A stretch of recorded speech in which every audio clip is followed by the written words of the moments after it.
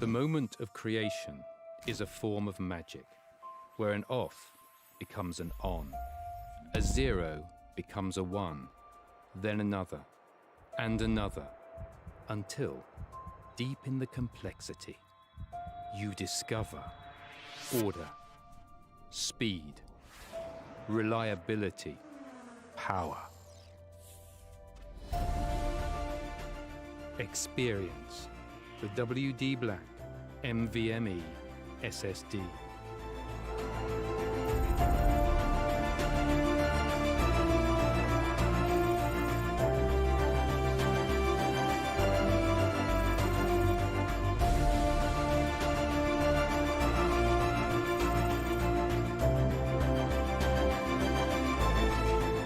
Fueled by darkness. Level up to NVMe SSD performance.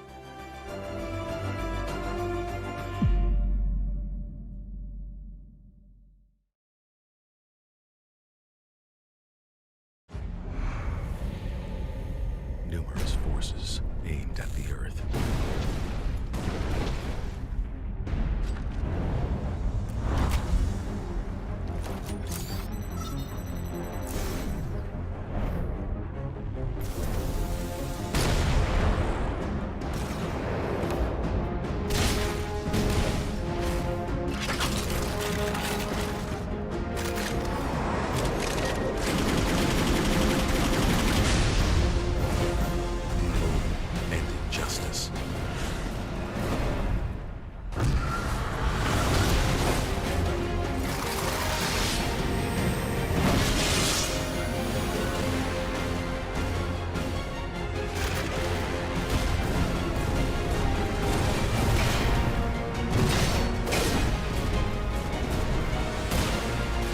Let the glorious battle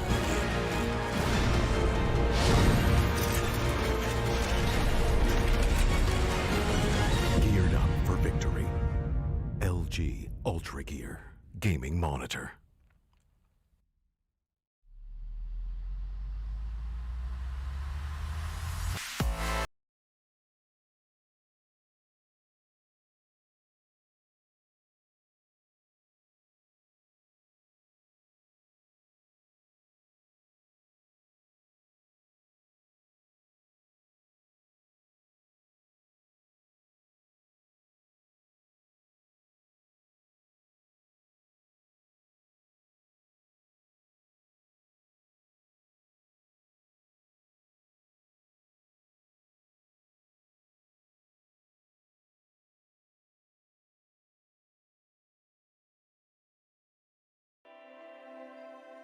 Alrighty then, ladies and gentlemen, hello and welcome to the WD Black, the Esports Club League for Rainbow Six Siege, powered by LG Ultragear in association with ACD Fibernet, Zotac Gaming, and Games The Shop. I am your host, Blackjack. Joining me once again is my co-host, Foxy, and we are here for a bit of a late start on the stream, admittedly speaking, but we are here for Sanisha Esports versus Reckoning Esports, and apologies to all of the viewers who've been sitting around since 5. I know you all are bored. Everyone's in quarantine, and we've pretty much got nothing to do. But we had issues with connecting to the game itself. I've had these issues myself, so I know exactly how bad it is. So a couple of games have been postponed, and now we are here with the 8:30 match. That is Reckoning Esports versus Sanisha Esports on the beautiful map of Cafe Dostoevsky. Foxy, how excited are you? Your boys are playing. Oh, I'm very excited to see how things turn out. As lately, gonna have to say, Reckoning Esports not having the optimal performance that the also amazing roster is supposed to present, and they'll be facing Sanisha Esports. That's one team that everybody in Division 2 is scared of. That team has got a lot of experience, really good roster as well. So, how do you think this is going to pan out? We are going to go to Cafe in our play day 3 of the Division 2. So, Cafe has been that one map that many of the teams have been choosing over and over again. Obviously, Villan plays here and there as well. We saw Clubhouse being played the most, but Cafe it's been that. I think Clubhouse is the new Coastline. But anyways, coming back to the topic in hand, that is Cafe on Reckoning Esports versus Sun Asia. How do you think this is going to pan out, Blackjack? Well, for the most part, from what I can see, Cafe Dostoevsky being a map where Intel and Roam games, those two are pretty much very important. And vertical presence, of course, because Cafe has a lot of breachable floors. You know, if the site is a reading room, you can destroy the entire ceiling of reading room and just sit there and hold angles while your diffuser goes down for the attacking team.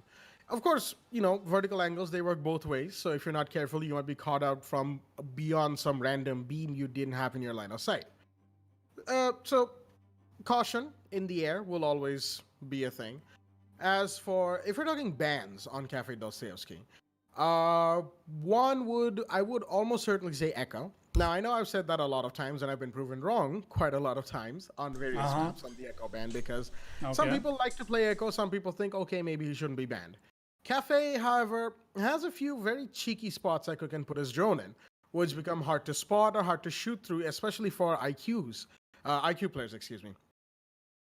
Another one we might see could be a Valkyrie, or even a Maestro, if either team is feeling up to it.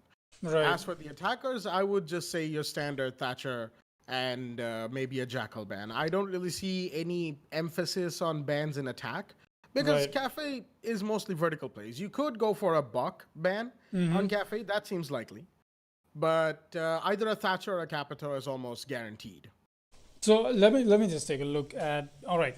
So Reckoning Esports is going to start off on attack, and Sunisha on defense. So that is surely going to matter a lot, because as we know, Cafe is that one defender-sided map. Reckoning Esports' top priority is going to be getting maximum rounds on in attack. I think that is what they should be prioritizing. I'm not exactly sure what's going on in their heads, as they'll be playing with a substitute as well. That has been going on quite a lot because of the unfortunate difficulties coming in from the side of Korok, and we're seeing a sub coming in for the side of Reckoning Esports. So speaking of the rosters, let's take a quick look at both of them. We'll be seeing Sunisha bring out Flame Blame, Ariel, Dash, Dots, Pegasus, everybody having the .SA on their name. All right. Okay, just seeing the game tag, for some reason, you know, I'm trying my best to stop myself from doing this, but it's like SA Esports. It's in the game. I knew it. I knew it. Look at that .SA coming in from them. It just looks good. I mean, that's professionalism, and we know how good of a team Sun Asia is. And speaking of the side of Reckoning Esports, we'll be having Rats, Reborn, Rogue Bay, Ninja Freak, and Vortex. Vortex is yet to join the lobby. Apparently, he's been having some net disconnection. That is exactly why we are gonna have to talk a little bit on the screen, or else we would have directly jumped into the match. So, anyways, coming back to the fact that we'll be going to Cafe. So, how do you think Blackjack so far, the way Cafe has been played out? What do you think is the most trustworthy side to defend on, as we'll be seeing Sunisha start out on defense? Well, if you have to ask me, I would still hold on to the fact that the third floor bar, cocktail bar, is still remains to this day one of the best sites on Cafe. With the additions of the two new Heaven balconies, as people have been known to call it, holding it down has been that much easier, especially the new hatch drop. You can watch it from the opposite balcony with a coconut bra angle of all things. Right. And the other one, arguably my most preferred site now. Excuse me, Blackjack. Did I not recite the player names of Sunisha? You did. I did. For a second, I just thought I just missed that. My bad. Did you? You had a blank, didn't you? Yeah. I was too invested on the Esports meme that I just forgot that I didn't take their names. Anyways, yes, you were saying. Sorry for interrupting you. Yeah. So as I was saying, in the current meta of defenders, I would say the first floor kitchen bakery hold that we have seen come out from many teams in this WD Black the Esports Club League, of course, is very much up there with third floor now, like with bar defense now, as best site. We've seen a lot of teams go for it, and we've seen a lot of teams almost very easily win out. I remember a game back, I believe it was in the qualifiers we saw, where the entire match happened and finished in bakery. Oh yeah. which was absolutely hilarious. Oh, that match yeah. was really something. It really was. So, Cafe, I feel like it's going to be a close game between both of these teams. Okay. Now, why I say it's going to be a close game is because of the last time we saw them. Sun Asia Esports, coming into today, which is Matchday 3 of Division 2, they have had a 7-5 win over the Peacemakers and a 7-3 win over Newcomers. Right. Both on Clubhouse. That was those were the two match days where we saw Clubhouse back to back 4 times actually. So yeah, and in the meanwhile, Reckoning Esports, they have also won both of the games that we saw them last time on in match days 1 and 2, right? Right. So both of these teams, having won the last game that we saw them in, will have a lot of confidence going into this one, and they'll be thinking. So wait, okay, let me get this right. Sanisha Esports has won every single match they played so far. Reckoning Esports as well have won every match they've played so far. that is what my data would tell me. Yes. Actually, I'm looking at the latest results screen right now.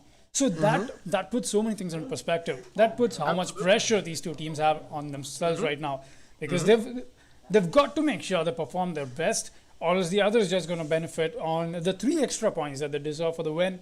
And it's just going to be an amazing match. And look at that. As I look at the rankings, we're going to see Reckoning on top, and second spot is being claimed by Sanisha. So this is essentially that match that is going to change the rankings in a huge way, because Absolutely. you're the top 2 teams of the leaderboard. You want to make sure you bring your A grade performance on the board. And the reason we are seeing Reckoning Esports on top, despite they've won the equal number of games that Sanisha has, is because they've got a better round advantage in their previous matches. So that is what puts them ahead on that scoreboard. But one thing we've got to consider here is a win is a win. And both of them having accumulated equal number of points. That is actually, there's Vector Sports in the contestant as well. As we were supposed to have the Vector Sports match being streamed today.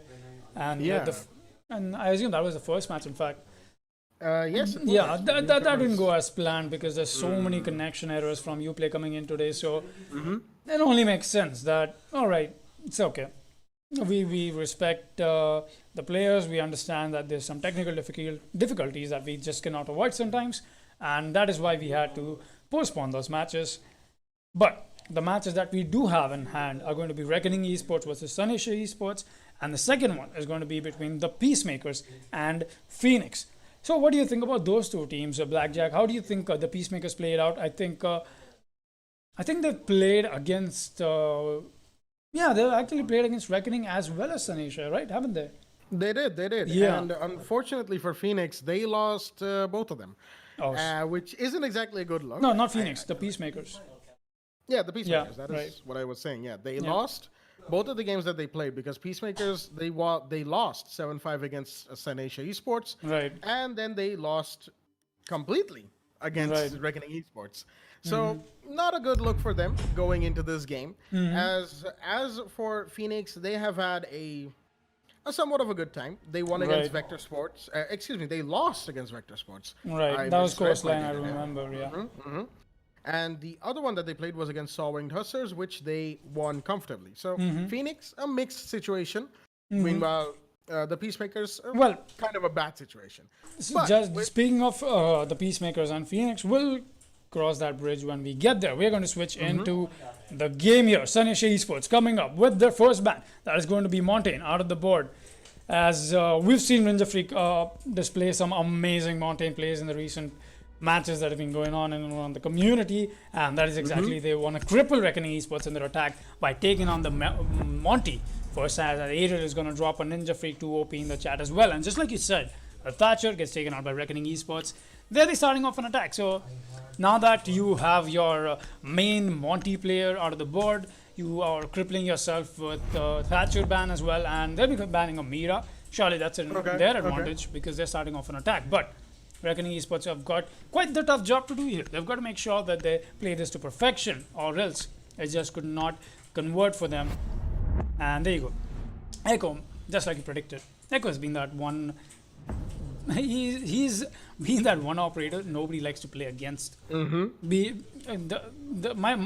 can rest my case. I mean, just by the statistics that have come out in the recent, it's just been an amazing ban here for Echo. My man hardly gets to get played. But that being said, we'll be proceeding to the first round, and that is going to be the bar cocktail launch defense coming in from the side of Sanisha Esports. Once again, for everybody who's joining us from their homes right now, let's take a quick look at both these rosters. Flame Blame, Ariel, Dash, Dots, the Pegasus on the side of Sanisha Esports. We've got Rats, Mr. Reborn, Namak Bay, you might know him as Rogue Bay, Ninja Freak, and Vortex on the side of Reckoning Esports as we proceed into round one. Alrighty then. Now then, round one finally at hand. Everyone who's at home, sorry for the wait. Just saying it once again for those who are joining us. The first two games of today, unfortunate technical difficulties. People couldn't connect to Uplay, and we couldn't really have the games. They have been postponed accordingly.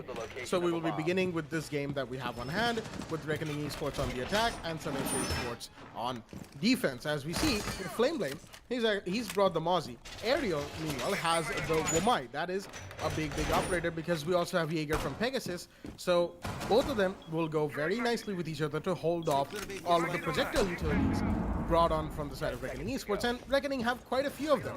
Reborn, he's on the Capitao. That's, of course, Womai directly counters Capitao.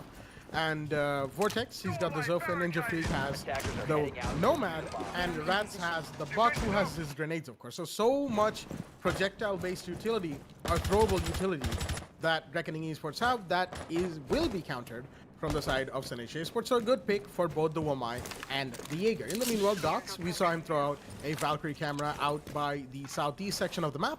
And finally, Dash, he's on the Maestro because Echo's banned and you want somebody to deny plants and do a little bit of damage to the attackers as well. Maestro is your man. We're going to see, actually, Reborn and the Buck look like they are... Okay, Buck has rotated up to the window of Cigar.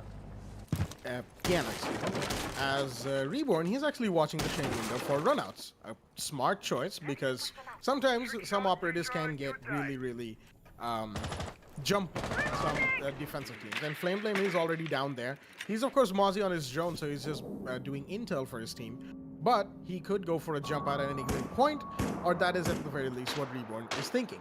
In the meanwhile, Ariel, excuse me, the Buck, that's Rats. He was firing his skeleton key somewhere. I believe he was just trying to make an angle on top of the reinforced piano wall, which is a bit of a sly angle a lot of people like to hold. And now he's come back down to the train balcony. I mean, well, it's actually a 3-stack out there, as Reborn's going to be repelling up as well. And Vortex is already dropped inside of the red stairs. He's in Cigar Shop, and Thermite is already inside a piano in the meanwhile. So Flame Blame, he's inside a train right now. He could go for a runner, but he has an angle all the way out to, I don't really know where that is, honestly, because it's kind of hard to see where that goes to. There we go. Namak Bay is going to drop Ariel. That is the Womai of the board. Big kill because Womai, of course, doesn't get it. But the C4 from Flame Blame. He's going to take down Vortex. What a throw from the Mozzie sitting inside a chain with a barricaded door, no less, right next to him. As there is someone outside the window waiting to take his head off, but he knows because of the bullet traces, and he will be oh so careful.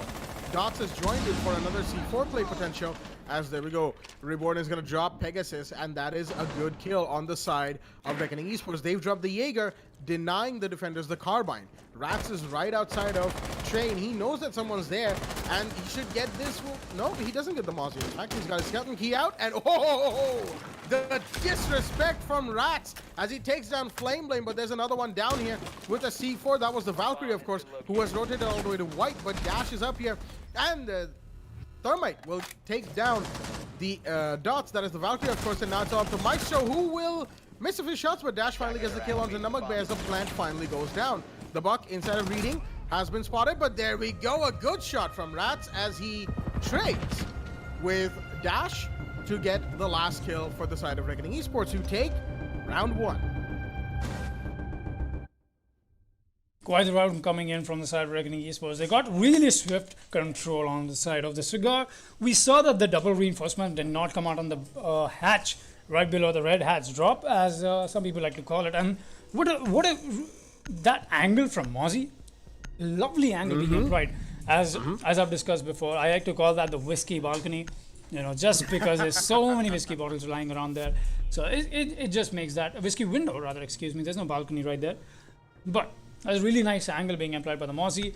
He even managed to get a C4 kill off onto the Vortex. That's a Zofia dispatch. Really impactful frag coming in from him, excuse me. And we'll be proceeding to round 2 here. Once again, Sunny Shady Sports are going to choose to go onto the top floor as this is, I would say, arguably the best side to defend on, kind of. I mean, we still have the kitchen and bakery, just like you said, and we were discussing before the match started. But this is quite trustworthy as well, and we'll be seeing Dots this time reinforce that double wall onto the whiskey, and he's going to make sure that he gets this reinforcements this time around, as the last time it was free real estate for Reckoning Esports. They just made their way in with the buck in hand, the skeleton key being used, and not only on the wall, in fact on the Mozzie as well. That was just a sad kill coming out for Sunny Shades. I mean, you wouldn't want to get taken out like that. I mean, at least not if you're down or something, you know, in a situation where you lack HP. It was just well played by Rats. Really good gunplay on that man. And in the end, it came down to how he got that trade-off on that Maestro as well, despite landing all body shots. So, that being said, we'll be proceeding to round 2 here. Vortex, once again, is going to be on the Zofia. And Ninja Freak is going to be on the Nomad this time around. Namak Bey still is going to be running the Thermite. And quite the kills that we saw the Thermite drop. 2 kills for himself in his round. I mean, you usually see support players, you know, try and hold back a little. We saw him make those pushes happen. We saw him get the Lumai. We saw him get the Valkyrie on the White Stairs. But then again, he lost the gunfight to the Maestro. And that was Dash just picking up his kill. A really well-deserved kill, if you'd ask me. I mean, Dash has been that also trustworthy support player for his team. And more than that, there's hardly any support players in the community that I can think of. But when I do, I make sure that I remember Dash's name. Drawn, given right in the arms of the Mozzie. Vortex is going to be... Oh, he's actually inside mining. He's also close to the Mozzie. He could pick up the fight anytime he needs. And look at this. It's the Zofia who got claimed by the Mozzie coming for revenge here. She's like, alright, I got taken out last time. Not this time, Mozzie. This time, I'm going to bring the fight to you. But looks like the Mozzie is already rotated back, and that is going to be Flame Blame, Captain himself. He's going to be maneuvering a drone that he got for himself, and he's going to be all the way down in the red hallway. But he's going to get caught out by Rats. And what a perfect flank watch coming in from the Buck here for his team. That is the Roamer dispatch. Possibly expecting one more, and Rats just noticed his head. I'm not exactly sure. He might be just even pre-firing here in this angle. Pegasus trying to make his way back, and Dots is here to help his teammate. He's still got the C4 in his pocket.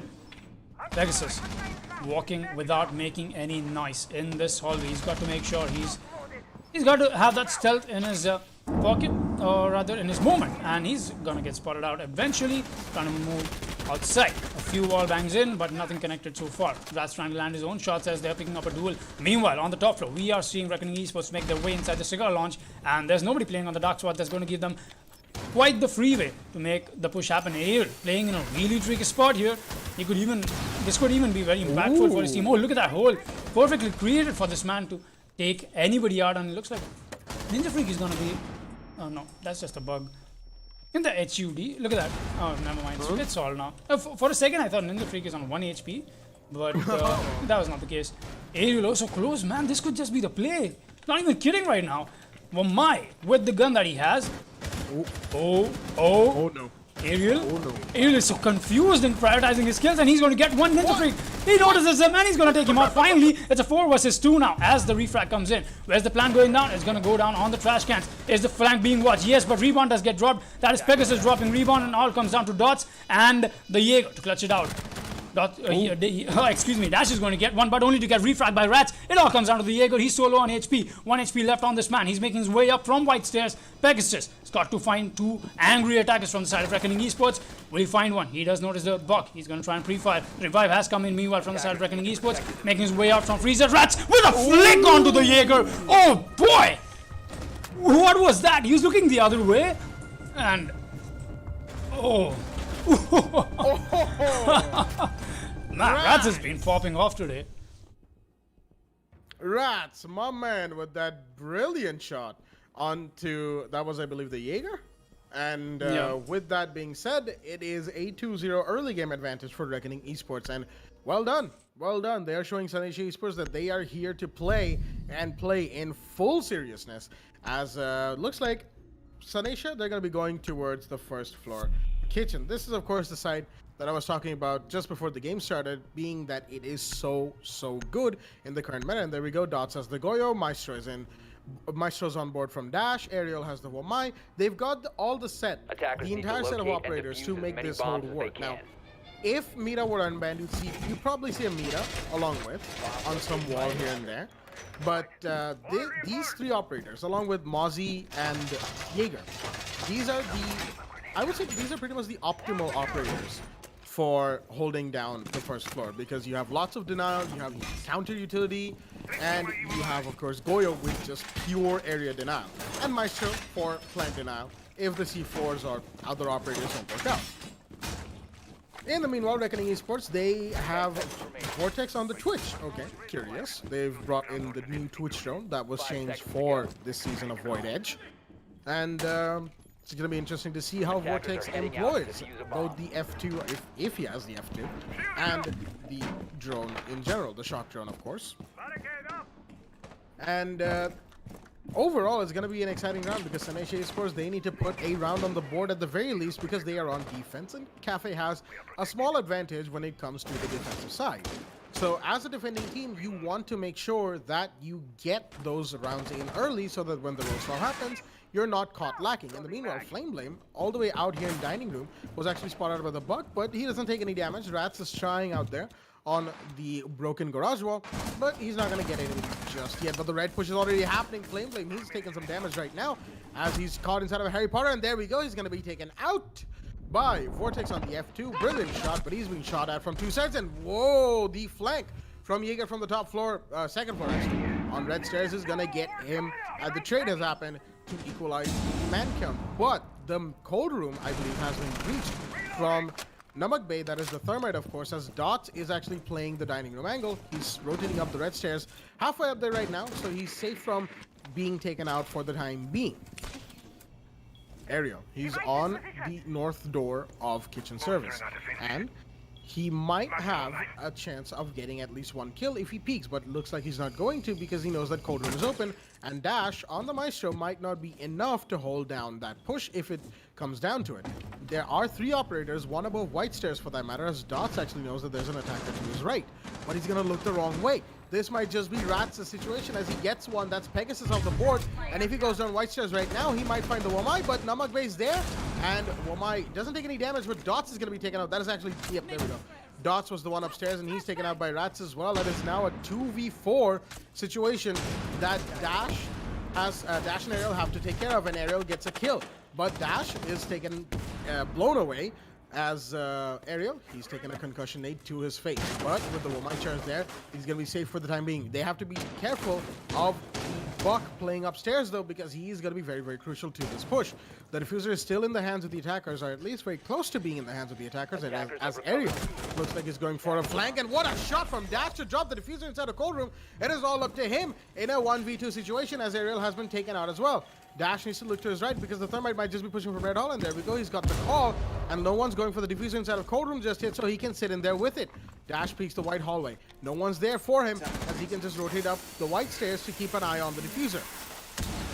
This could be big. Rats and Namak Bay have to do something about this Maestro situation. Maestro is very close, but Rats, he's not going to spot him, and he's going to be taken out by the Maestro as well. It's a 1v1, and it's all down to Thermite, as Dash might just get the clutch here. Time is of the essence, as he's going to rotate, and Namak Bay will be taken out as well with the clutch from Dash. What a play from the Maestro right here. I'm lost for words, excuse me. Dipping in and out of sight to get those kills, dropping the diffuser, and winning Sanesh Esports round 3. Amazing clutch coming in from the Maestro there. He really played that to perfection. He got the... that was essentially the 1 versus 3 because we saw the Womai being also far from sight. So, he got the kill on the Zofia. That was Mr. Reborn. That was the diffuser drop. He knew that all he has to do is got the diffuser. Perfect positioning onto the VIP, or as some people like to call it, the Christmas tree room, and just got the kill onto Rats, and in the end, it all came down to how he plays that out. As Thermite knew he has to go for the kill, he cannot go for the plant, and really well played by Dash. What a lovely clutch coming in from him. 1v2, but essentially a 1v3. So, one thing we've got to notice here is Sunny Asia Esports finally listening to what Blackjack was saying, what I was saying for the match, and putting their defensive rounds on board. Kitchen, perfect side swap that they needed, and getting that victory for themselves, and will be proceeding to round 4. But with the side swap coming in, with the side swap coming in, they're gonna have to make sure they go on the top floor once again. And so far, in the first 2 rounds, it hasn't exactly been working out in their favor. But something tells me, I think maybe Sanesha, the way they played the last round and that amazing clutch coming in from Dash has definitely put them up in the, in terms of morale. They've got a lot of confidence in them right now, and that is exactly what we want to see them do. So we'll be going to the top floor once again. Flameblade making his holes, that sounded so wrong. Making the prep holes rather, and we'll be seeing Dots dispatch a drone as well, and really good camera placement coming in from the side of Sunny Asia Esports. And Reckoning, they don't seem to convert on it at all. I mean, they don't want to employ the IQ despite seeing that Sunny Asia is running a Valkyrie every single round. Maybe that's just not how they want to play. They just want to play on site. They just want to push, in the good old fashion. So Rats once again, he's going to be running the buck, and for some reason I don't really favor the hollow on the buck. I don't know. I mean, ACOG's just better, man. That's what I feel. Or what do I even tell you? I mean, as a temporary buck main myself, I can tell you that the ACOG is actually pretty nice. Yeah. Well, that could have been a wallbang if that train wasn't there inside of the train museum. Flame Wait. But Rats. What? Oh no, he could just get this kill. And he's gonna push up, and what a shot! Nice push there from the buck. As we were speaking about the operator himself, the man has come to perform, as Rats unfortunately will be taken out by Pegasus. Really well played by the Jaeger, making sure he's getting the refrag in for his team. This happened in the last round as well. Rats getting 1 kill, getting refrag back, and it's just amazing that Sunny Asia Esports are able to convert on it. 2 people on side and 2 off of it. We're seeing a little of a glitch there, and Ariel is going to be holding down with his AUG. He's going to drop Namak Bay. Oh, that's going to be Vortex, but the refrag comes in right on time from Reborn as he's going to be rappel onto Whiskey. Finally, the rappel game is in.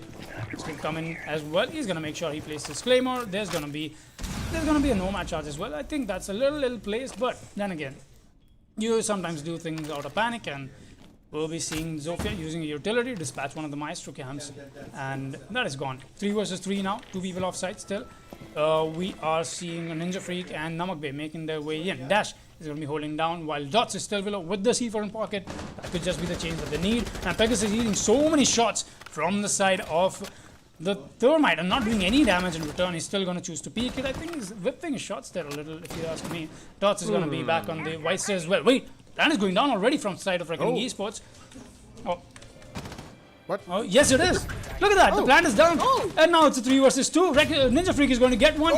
He's going to get the second one onto Dash as well. What is going on? Mr. Reborn with the double kill. And where is the last defender? That is going to be Dots. He's rotating from the red stairs back again. He's got the Nomad Star to worry about. He's got the Claymore to worry about as well. Does he look for it? No, I think he's already been taken off with that when the Nomad Stars got dispatched. So a 1 versus 3 situation with everybody on full HP. Reborn is going to tag him up a little bit. Doesn't take any more damage. Neither does he give back to Reborn. Reborn knows the push is coming in. He's going to pre-fire, but he's going to lose that gunfight. What a perfect headshot coming in from Dots, but he doesn't have enough time left. And that is it. Reckoning Esports are going to win round 4. 3-1 is the score, and it looks like cocktail defense is just not working out for Sun Asia.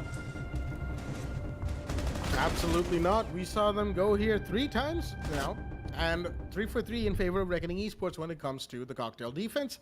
As Sun Asia, they're going to have to look to try and change up sites, but from the looks of that sidebar down there, I don't think they quite realize what's going wrong.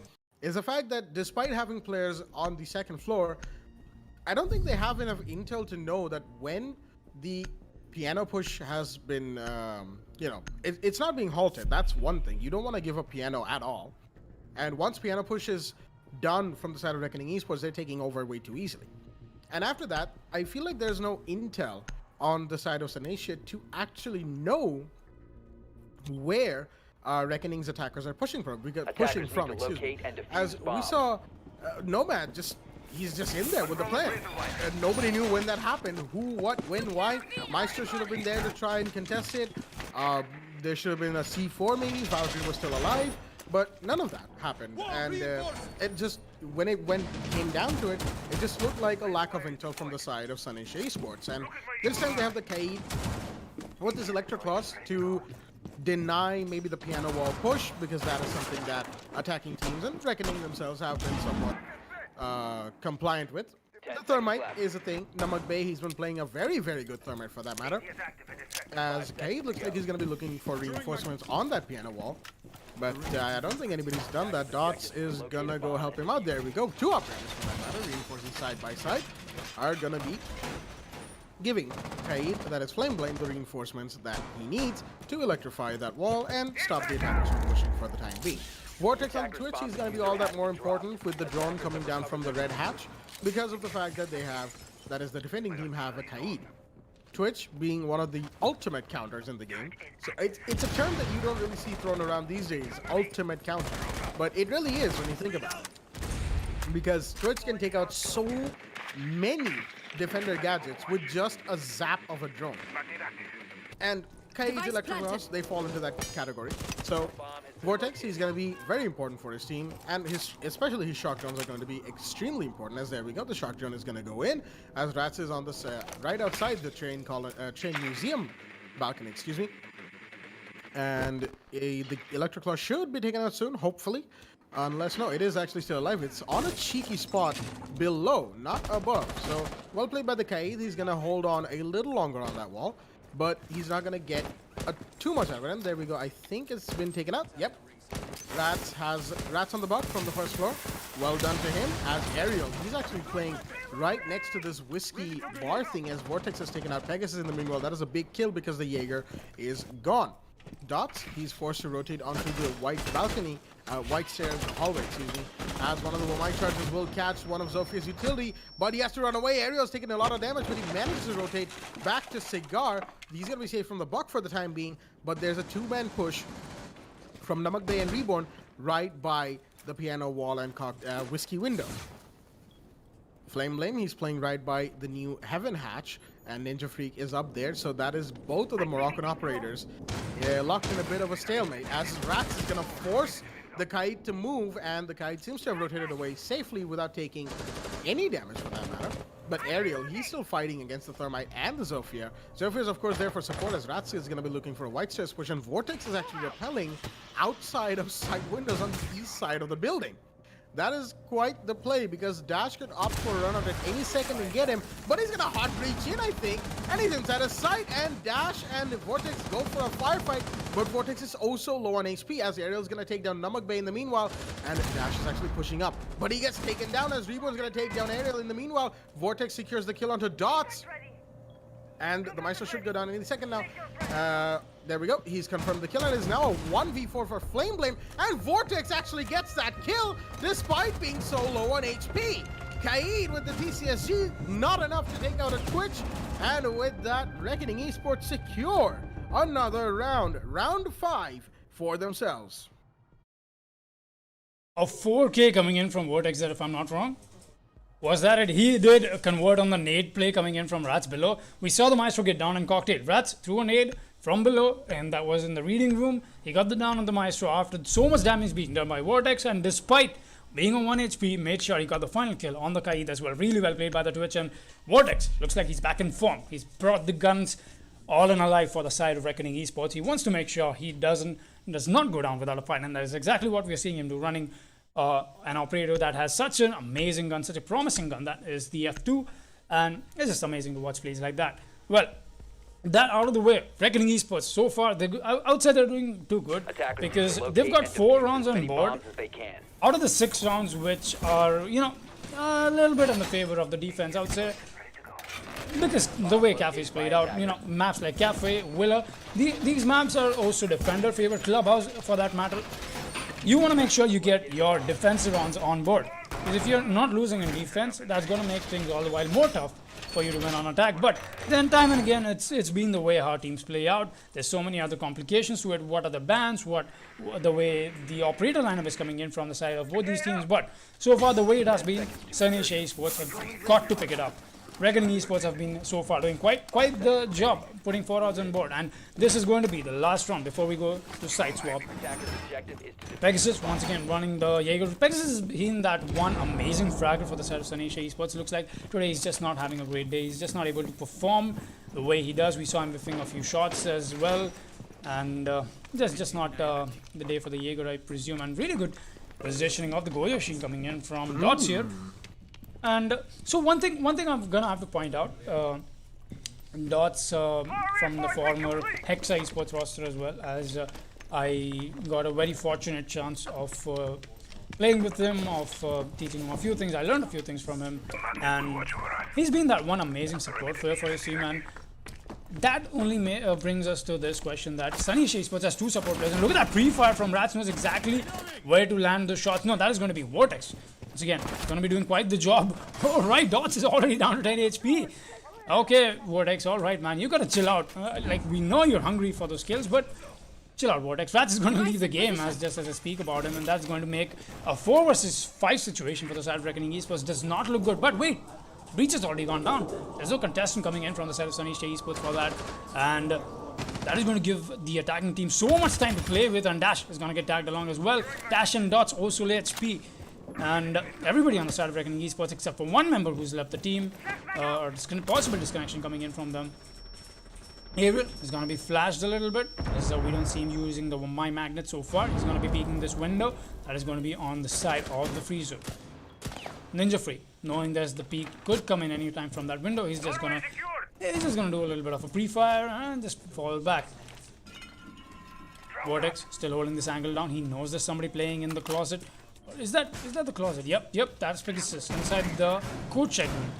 And look at this emphasis on the side of the freezer. Dots, Dash, Ariel, so many people out here, and Vortex is gonna find the Goyo. Does he find the Maestro? Yes, he does. He's gonna get the double kill, but only to get refragged by Ariel. But suddenly it all comes down to a 1v3, and it's all down to Reborn.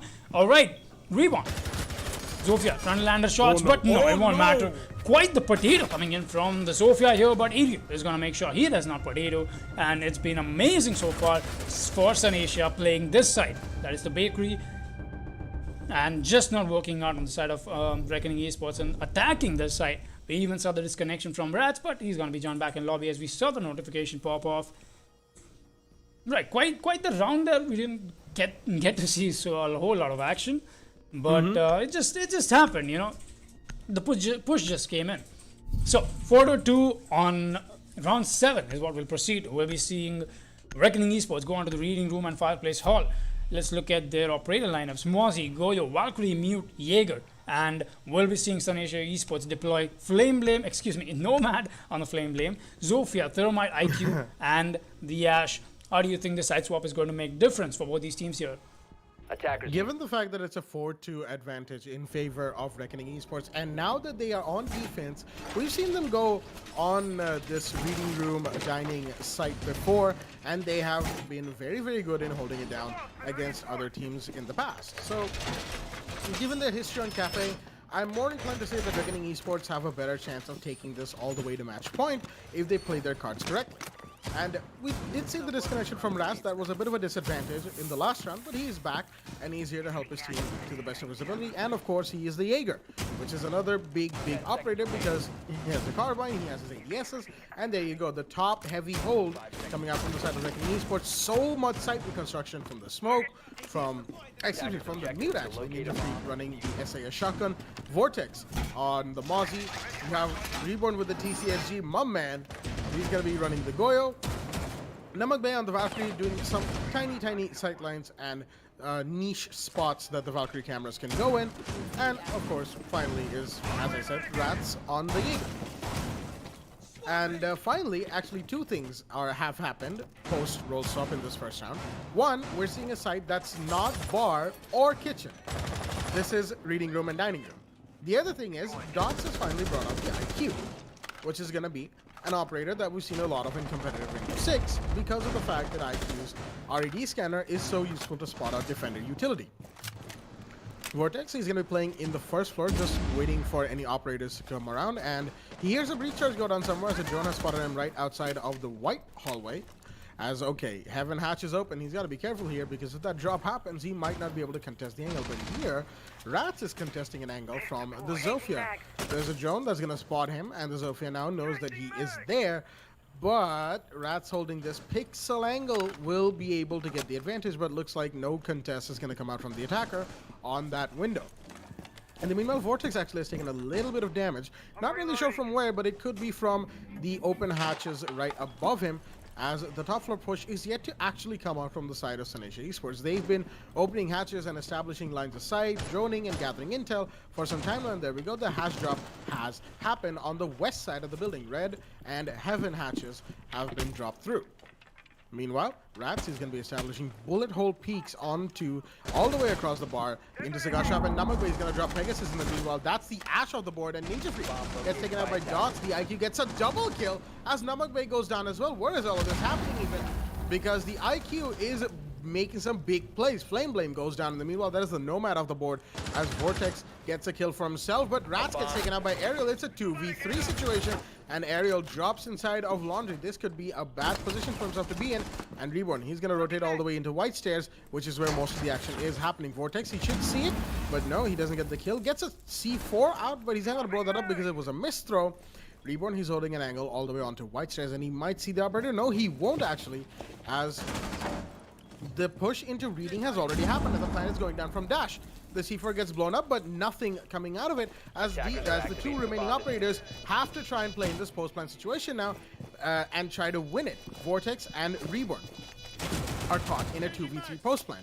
One operator right by the diffuser, one inside of Laundry of all places, and the other one in reading supporting his teammate. And there we go. The drop onto Laundry is going to get Vortex a kill, but he's going to get traded out by the IQ. It's all down to Reborn on the Goyo, who's lit up the Thermite, but he's the only one left for his team in a 1v2 situation, and he doesn't know where the attackers are. Shots are fired, and he's very, very low on HP. If he pushes in now, this might be the end of him. Rats, unfortunately, has a disconnection, and there we go. Sanisha Esports will finally take out the last man standing. Reborn holding out for so long, but not being enough to win it for his team.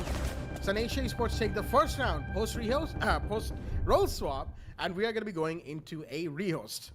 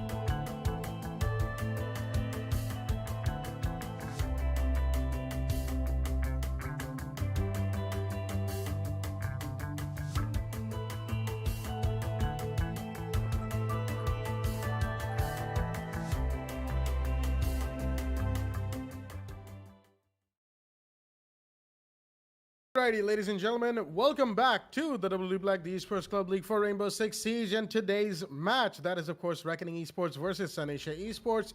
And as the scoreline stands right now on Cafe Dostoevsky, Reckoning Esports still have the lead 4-3 in their favor, but we saw Sun Asia Esports pull off a great win in the first round post-roll swap. As the second round is going to be underway. That is, of course, round 8, that is. And everyone is back from the rehost.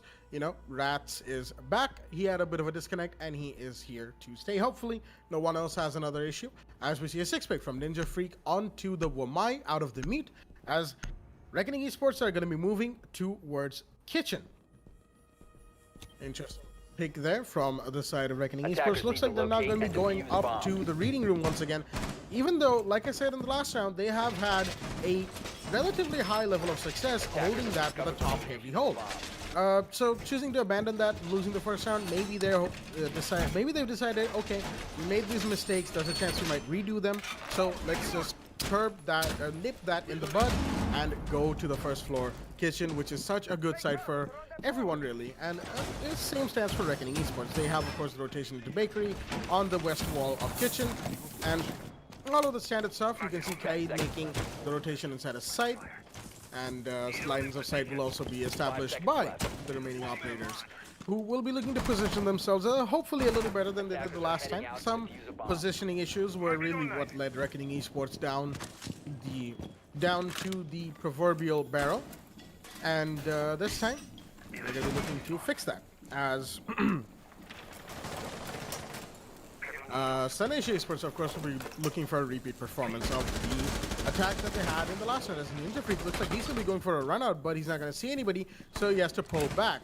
Got assistance from the Jaeger to break down the door for him, even though that still makes quite a lot of noise, so not really sure what they were deciding. As Pegasus, he's on the buck, he's going to be looking to move into the second floor train museum and establish vertical lines of sight. Dash, in the meanwhile, is actually joining the VIP section, making sure no one is in and around White Hallway, as he's going to spot the operator inside of a small bakery, and the intel will be shared between his team. Dots is the IQ this time around.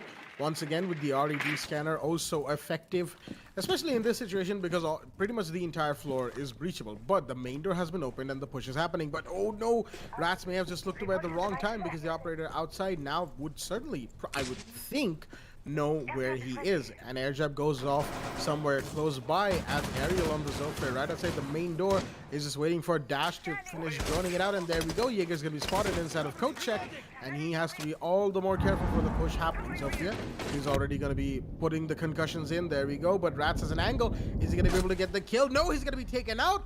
Unfortunately, his pre-fire not working in his favor, as Flameblade takes down Vortex. In the meanwhile, it is already a 3v5 in favor of Sun Asia Esports here. Ninja Freak has an angle onto the east side, the east hallway, as the main breach has already gone down. Cold room is open and vertical lines of sight are being established as well. Rats being off the board is, of course, going to prove very vital for Reckoning Esports because of the fact that he is such a good fragger for them, as Namak Bay is going to go down. Pegasus gets a kill for himself as well, and now it's a 2v5 that Reckoning Esports has to dig themselves out of. They are staring very much down the proverbial barrel, as Kaid has been droned out right here in the corner of Kitchen Servers. Inside the Baker is, of course, Ninja Freak on the Wamai. He could get a big play in on this flank if he makes the play. There we go. Inside of Cold Room, the push happens, but the Kaid is down. He gets the kill, but he's going to be downed as well. Dots getting those 50 points, as there we go. The kill is confirmed, and now it's a 1v4 clutch situation for Ariel. Ninja Freak, as Ariel goes down. Ooh, what a shot! Ninja Freak with a double kill. It's a 1v2 post plan though, and he has to try and get this counter defuse while dealing with both of these operators. There we go. The peek from outside of the white hallway happens, but the drone knows where he is. All the way down to the Wamai here, as there is an attacker inside of Cold Room, and he's gonna have to try and get the... Okay, he's gonna go for a bait counter defuse, but he knows that there's somebody pushing him, so he's gonna rotate out to the Cold Room window. Is he gonna get the kill? Oh no, he doesn't! He misses his shots! And from outside the red carpet hallway, Flameblade will clean up finally, giving Sun Asia Esports round 8.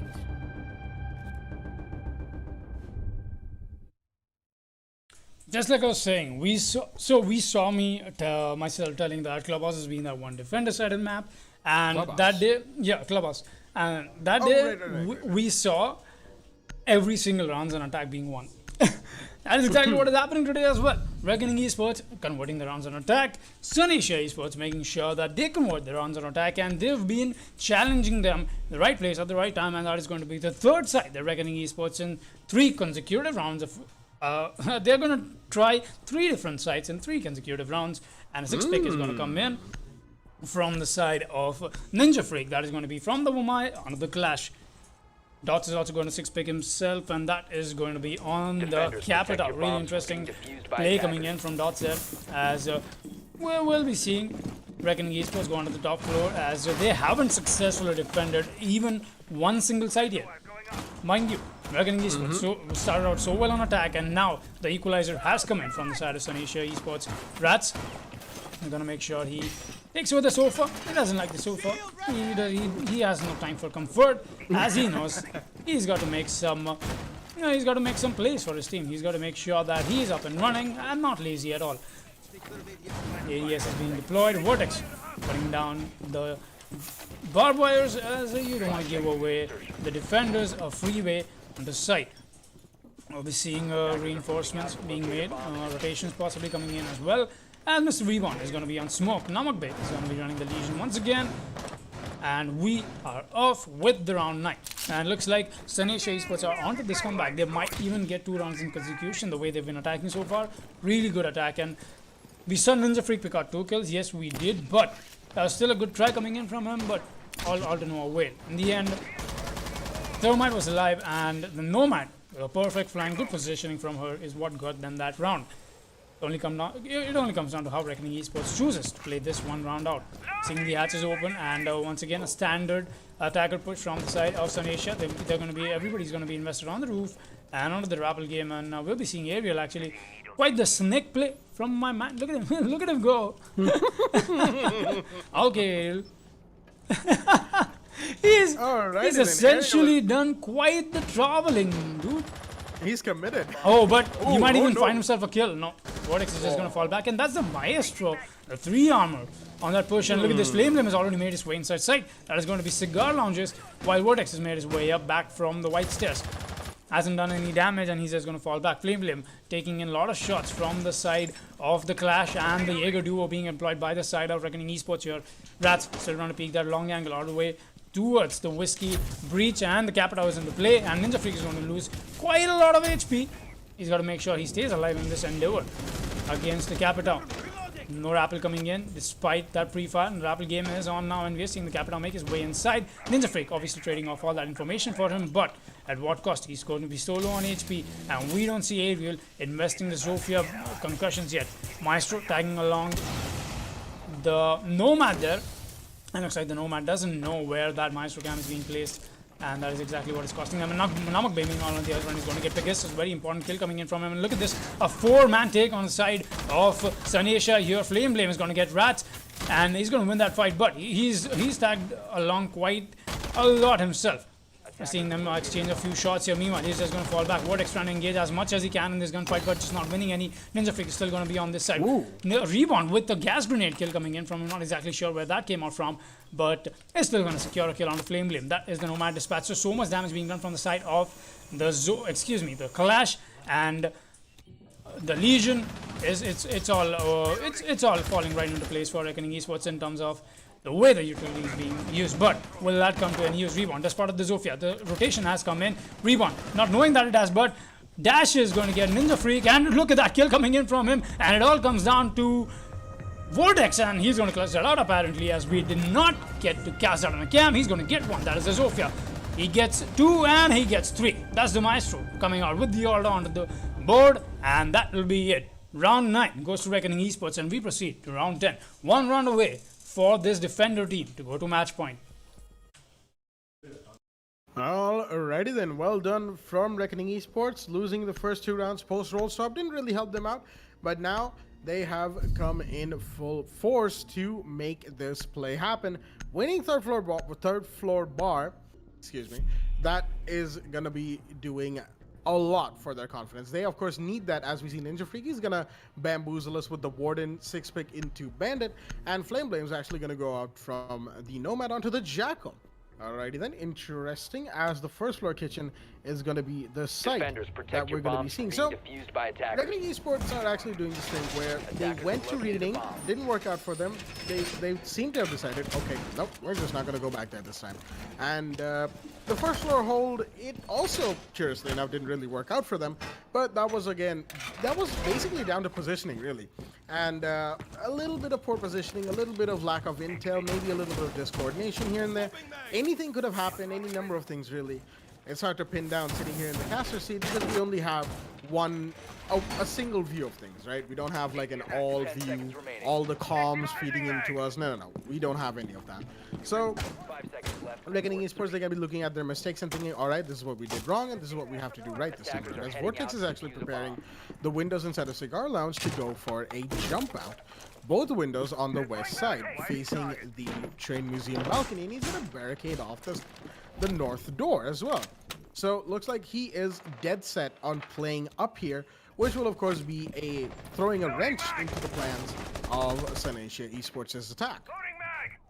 In the meanwhile, we have Ariel. I believe he's already inside of the main bar reception area. There we go. I think that's called VIP. No, he's going to be rotating up the brown stairs as reading room. Rats is actually in there, and Ariel might be going for a chase here. Nope, the default cam up there will spot him out, so he's not going to be able to make that play happen. And ooh, Buck, if he kept shooting right there, he might have even found a little bit of the Jaeger's arm or maybe a leg here and there. And there we go, the Jackal track. This is exactly why he's banned, ladies and gentlemen, because of the fact that he can spot roamers with such efficiency across any part of the map. Just give him a foot to scan, footprint that is, and he will do it for you. As Rats is actually going to be employing the support of Vortex, and the hatch into train has been opened, so Vortex is looking down onto Train Museum with that. But there we go, Pegasus is going to go down. Vortex gets that kill onto the Buck. That's a big kill because that's a lot of vertical utility that is denied right there. In the meanwhile, Vortex has actually jumped out into Train Museum, and he's going to get a kill onto Dots. What a flank. Unfortunately, Namak Bay is going to go down. In the meanwhile, Ariel gets that kill for the side of Senecia Esports as Jaeger is still being tracked. Looks like the Jackal really wants to take down Jaeger, but with the help of Vortex on the Vigil, the Jaeger is still alive. And there we go. The reception side is being pushed, and White Stairs push happens, and Vortex is taken out, unfortunately. The Vigil is off the board, and now it's all down to the Jaeger on the second floor. Ariel, he rotates up the brown stairs to help the Jackal up there, as Dash is the only one left on the first floor. It's a 3v3. It's a 3v3 equalized man count for both teams. In the meanwhile, of course, the time is ticking away, as it were, and the defuse has to come out from the side of Senecia Esports sometime from now. They have quite a lot of leeway, of course, 45 seconds, not a whole lot of time, but a C4! What a C4 from Reboot, and he even drops the G in chat, but it'll be taken out by Ariel, who is rotating from the main corridor into side, but it'll be taken down by the Bandit in there, and it's all down to the Thermite in a 1v2, and he's facing Ninja Freak on the Bandit right here, and there we go. Rats actually is the one to get the kill from the flank from behind, and with that, Reckoning Esports are going to take round 10, extending their advantage so far into the game, and that is, I believe, their match point.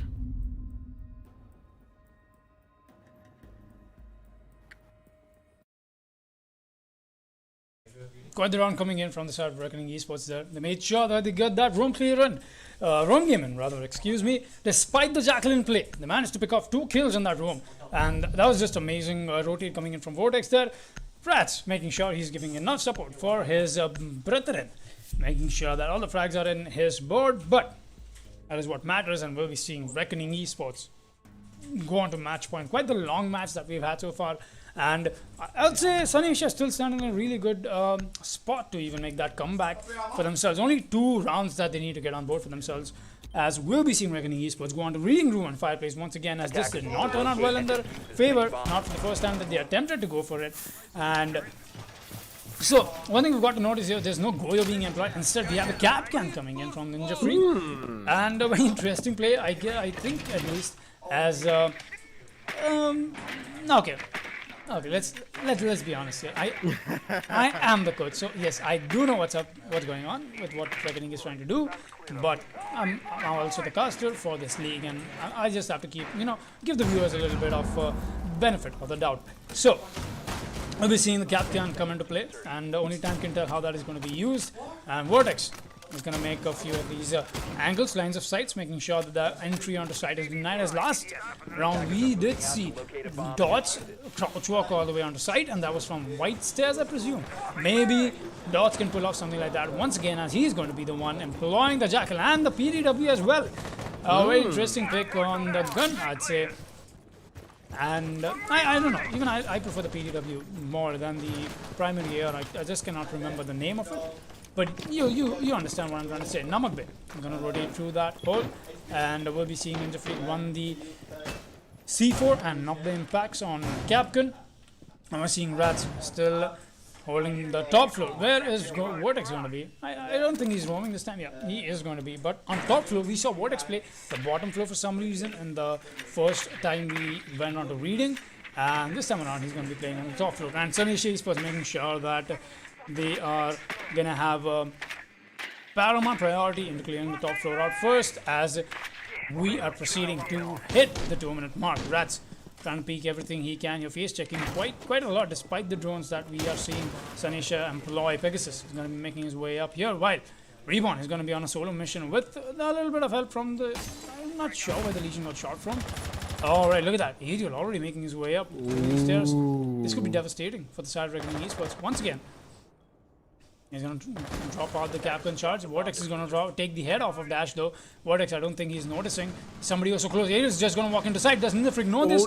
No, he doesn't. He's just going to walk on sight. And that is a free kill coming in for the side of IQ. And Pegasus is going to get another one. Namak Bay is going to run in as well, and he's going to get taken out. Reborn and Rats is all that remains on the side of Reckoning Esports. Rats still got the top floor angles established. Reborn is going to have to maneuver himself back, trying to watch all these angles. He's going to find the IQ, and he's going to get it. That's a triple kill for the Jaeger so far. It all comes down to a 1v2, but Rats is going to be solo on HP, and Flameblade is going to be on full HP. The Zofia has got to make sure she gets this kill and the diffuser retrieval as well. Fury retrieval does come in, but Rats is going to get dropped, and it's a 1v1 against the Smoke and Zofia. They're going to be both on full HP. All eyes on Reborn right now, as we are sitting on match point, and it comes down with 2 canisters in his pocket against Flameblade. Drone does spot him out. Not going to take that out, not so far. Shotgun in hand. Will it matter? Oh, look at that peek coming in from him. He's just going to deploy the smoke grenade instead, and he's going to move out of sight. He wants to play this away from it, and the drone play from the side of Flameblade. Going to get dispatched as well. Maneuver himself back here. Meanwhile, Flameblade, where is he going to be? He's going to be inside side, and he's going to attempt the plant as well. Is this a bait plant coming in from him? Only time can tell. Reborn, excuse me. Got to play this to perfection. Sprint does get heard out. The plant is still going down. Reborn. It's not here that. Plant has gone down. Shotgun in hand. Can he make this happen? 100 HP on him.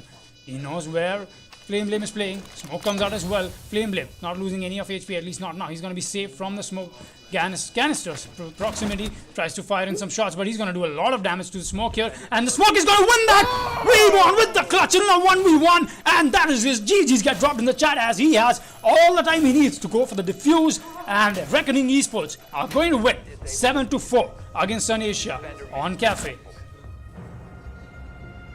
What a play from the smoke right there. This is why you want Reborn in this 1v1 type of situation, because he knows exactly what he's doing. The gas canister went out and the first peak, which gave him the intel that he needed, and all he needed to do was connect his shots, and that he did, winning out this match for Reckoning Esports here on Cafe Dostoevsky. Reckoning take it 7-4. For the game, obviously, we didn't get the rehost in, and that is why the scoreboard looks a little less in terms of the numbers that we're getting to see there. But anyways, quite the match that we got to witness. But we have another one to go before the day ends. That is going to be the Peacemakers against Phoenix. We'll be back in just a moment.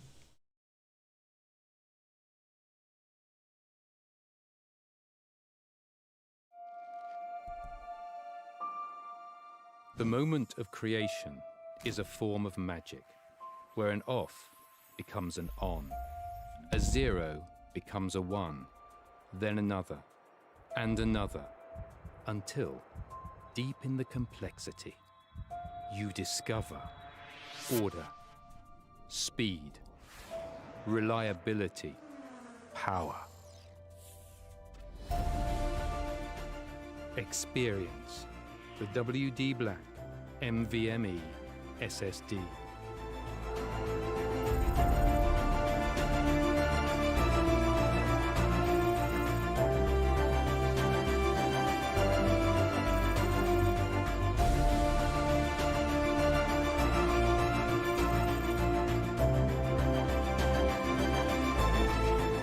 Fueled by darkness.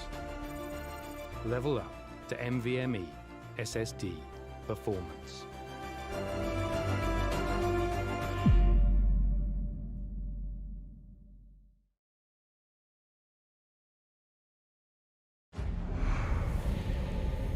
Numerous forces aimed at the Earth.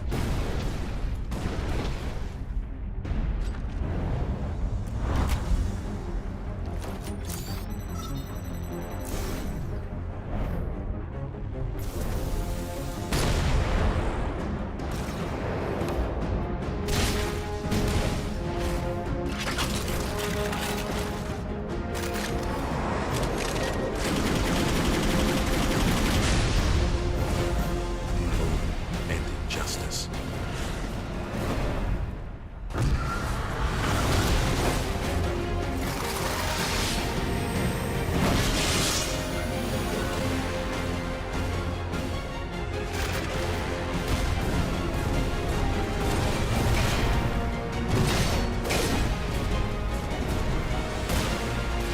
Let the glorious battle begin.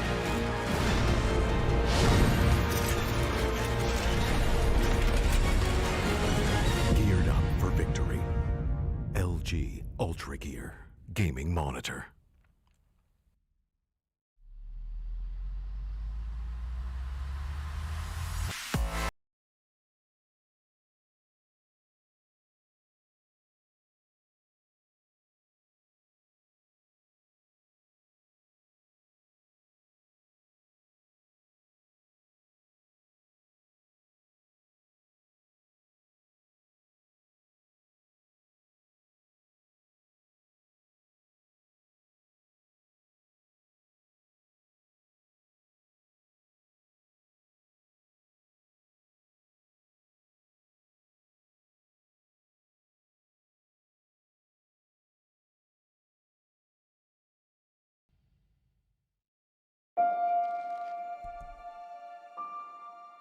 The moment of creation is a form of magic, where an off becomes an on, a zero becomes a one, then another, and another, until, deep in the complexity, you discover order, speed, reliability, power. Experience the WD Black NVMe SSD.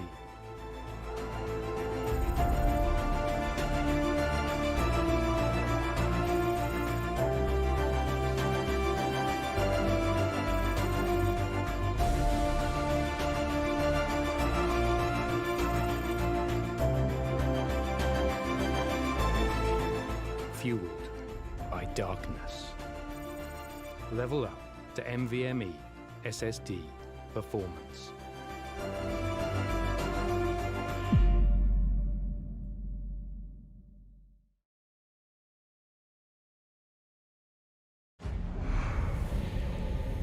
Numerous forces aimed at the Earth.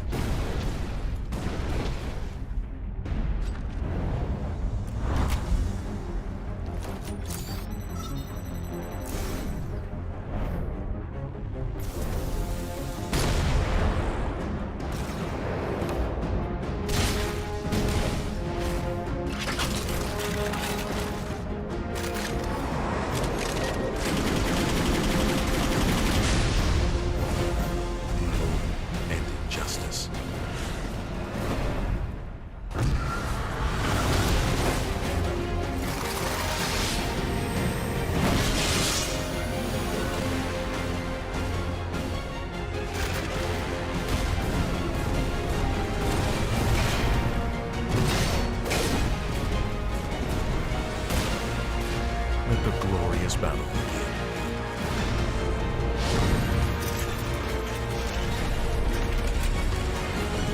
Geared up for victory. LG Ultragear Gaming Monitor.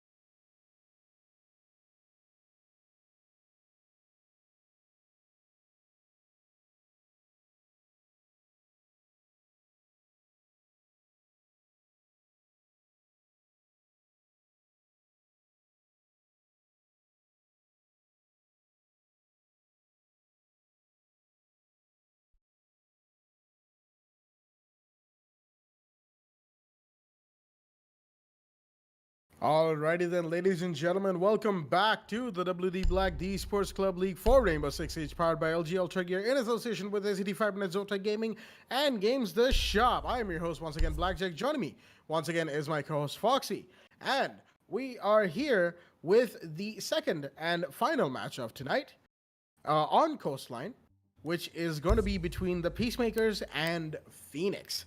This is, of course, a game that we are looking forward to very much so, because of course Phoenix, we know who they are and we know how they play. They are here to show us exactly why they are one of the best teams here in Division 2. Now, speaking of Phoenix, of course, they haven't had the best time in Division 2. They've had a bit of a mixed bag of results, seeing as they did lose a game and then they won their next one. If I pull back on my data real quick, give me just a second. Okay, here we are. So, Phoenix, unfortunately, they lost against Vector Esports. That was, of course, a 7-5 victory taken by Vector. And the second time we saw Phoenix, it was up against Saw Winged Hussars. And in that game, Phoenix took Saw Winged Hussars to border and won that game 7-3 from the looks of it. So, a mixed bag, a loss and a victory for Phoenix. They're going to be going into day 3 thinking, okay, we've got a loss and a victory under our belt. Let's get this next one, give ourselves a little bit more of a comfortable positioning here in Division 2, and make sure we stay alive in this game. In the meanwhile, the enemy, their opponents, of course, the Peacemakers, not really much of a showing from them. They played Sun Asia on Club, last week, and they had a 7-5 loss. Granted, they took 5 rounds from Sun Asia, but in the end of the day, it was still a loss, and that is what the record books will show. In the meanwhile, up against Reckoning wasn't exactly great. They were completely demolished by Reckoning Esports. Oh, it's 2 losses under their belts. They're going to be looking at this and thinking, okay, we have to get a win under our belt. Otherwise, it's not going to be all that great for us. So, the match is, of course, in Coastline, and we are just waiting for both the teams to just join the lobby nice and quickly so we can get the game underway. And speaking of getting the game underway, to anyone joining us just now who maybe missed the last game, we did have 4 games scheduled for today, but unfortunately, players had disconnections, especially connecting to Uplay and connecting to the game itself. I've had that problem myself in the last few days, so I can tell you exactly how bad it is. It gets pretty bad. So those games have been postponed, and they will take place soon, very, very soon, I do promise, as we've had 2 games for today, unfortunately. Of course, the game previous was a great game between Sun Asia Esports and Reckoning Esports on the map of Cafe Dostoevsky, and Reckoning Esports took that 7-4 in their favor. Well played to both teams, and thank you to both of them really for giving us such a great game. And right now we are here for the last game of today between Phoenix and the Peacemakers. And we did just go over the statistics for both of these teams, and Phoenix, they definitely look poised to take it. The Peacemakers, of course, from the looks of things, are definitely the ones maybe slated to lose in this matchup. Phoenix, of course, they are known for their absolute dominating plays, especially some of the players. I've seen them in action myself. So I can certify exactly how good Phoenix can be when on a good roll. The Peacemakers, in the meanwhile, they have to tighten up a little bit, tighten up how they play, and tighten up how they've performed to try and contest Phoenix here. And Coastline, of course, one of those maps. It's slightly defender-sided, primarily because of the way the meta is right now, because defenders can just sit in positions and let attackers come to them. So Peacemakers, they're going to have to look to get that advantage. They are on the defensive side in this matchup, and Phoenix are on the offense. So, Foxy, how do you feel about the game that we have on hand? I gave up all the data that I have, and I gave up my thoughts on the game. So how do you feel about this? So one thing we've got to notice here is that Phoenix are going to play Coastline again. Phoenix played Coastline in the last match as well, and that was against Vector Sports. They lost that one on a 7-5 scoreline. That match did come out close, but Vector Sports were the victors of it, and this time around Phoenix is going to be playing the Peacemakers. And just like you said, Peacemakers, not exactly a good last match they had on the play day. It was a 0-7 demolish coming in from the side of Reckoning Esports on the Peacemakers, and just not their day, I assume. And that is exactly why we'll be seeing us go for this game. Hopefully, the Peacemakers have got something up their sleeves this time around. Let's just hope that they can get this victory on the board, because you want to make sure you stay on the top, or at least somewhere, in the mildly moderate ranking in your group stage. Because if you're on the bottom 3, you get eliminated onto Division 3. Rather, you get relegated onto Division 3. And if you're in the Division 3 and you happen to be the bottom 4 teams, you get eliminated from the league. Only if you still wish to play in it, you're going to have to participate once again in the qualifiers that are held every month in the first week of it. So we'll be seeing the players join up in the lobby, and we are good to go with the match on Coastline. Phoenix versus the Peacemakers. Let's get this match started without any further ado. Absolutely. We are here, ladies and gentlemen, for this final game between Phoenix and the Peacemakers. The final game of tonight, that is match day 3 of Division 2. Quickly into the ban phase. Foxy, any predictions? I know we saw Blackbeard ban coming out on this map, but I don't think Peacemakers want to do it. I'm going to assume maybe a Nomad ban. I mean, the way this map has been played out so far, there's so many multiple flanks that you could have, and a Nomad has just been an amazing operator. Every time she is left unbanned, there's almost a compulsory pick coming in from the side of the attacking team. And first ban coming in from TPM is Blackbeard. Oh, so, alrighty then. Like I said, Blackbeard, it's kind of the operator that apparently you don't want to let the opponent's players. Phoenix will be starting off an attack. Blackbeard, he can rappel onto the hookah window, he can rappel onto the billiards window, he can rappel onto the penthouse window, and there's just so many places that you cannot win a gunfight with Blackbeard. The aquarium balcony as well, and look at that, Phoenix is going to ban Montaigne. And okay, alright, I understand Montaigne ban. We saw the Montaigne ban coming in the last round, last match as well, rather, excuse me. As that was surely a targeted ban, as we've seen Ninja Freak pull out some amazing plays with the Montaigne, but Reckoning Esports still managing to get away with it. Ninja Freak not having the Montaigne to play. Second ban coming in from the side of Phoenix is going to be the Mira taking on the play, and the Mira just doesn't get to play her map, man. She gets banned on her own map, and it's only understandable. We have seen Valkyrie getting banned on Borders, so it's no brainer here. And last ban is going to be a Clash, quite interestingly. Okay. As we did see Phoenix employ the Clash whenever they go to defense push, etc., etc. Look at that. Short effects already dropping the bro in chat. And you don't want to be playing against the Clash if you don't have good coordination set up between yourselves. You have good crossfires, and that's exactly what we will be seeing. Clash out of the board, Blackbeard out of the board, Mira and Montaigne. That ends the ban phase. And let's take a quick look at these rosters here. Hypertishi, Mechhawk, True, Infernus, and Short Effects. Ash, IQ, Zofia, Buck, and Nomad from the side of the attacking team here. For everybody who doesn't know, Infernus actually did even manage to win or rather, he was one of the players in the active rosters that managed to win the first LAN of the Esports Club in this year, 2020. So, looks like he's had a shift of teams from that time on, and coming back to this game in hand, we're going to see Spidey from the Mozzie. Heathen is going to be on the Doc, Kickass is going to be on the Jaeger, Optic is going to be on the Echo, and Baba Yaga on the Smoke. So I've seen Baba Yaga, Kickass, and Heathen play this game for quite a while now. I mean, there have been those friends you just can rely on. All right, guys, I want to go for a rank match. Heathen, can you join up? Kickass, can you just come up and let's blow some steam off. Let's just play a few rank matches. And that's exactly how I know them. But we know how amazing of a roster Phoenix has as well. Mechhawk is being that amazing fragger for his team. And more than that, Hyper Tushy, in fact, in the qualifiers, the first round of the match that was on Consulate, was playing the Buck, and he got the ace as well.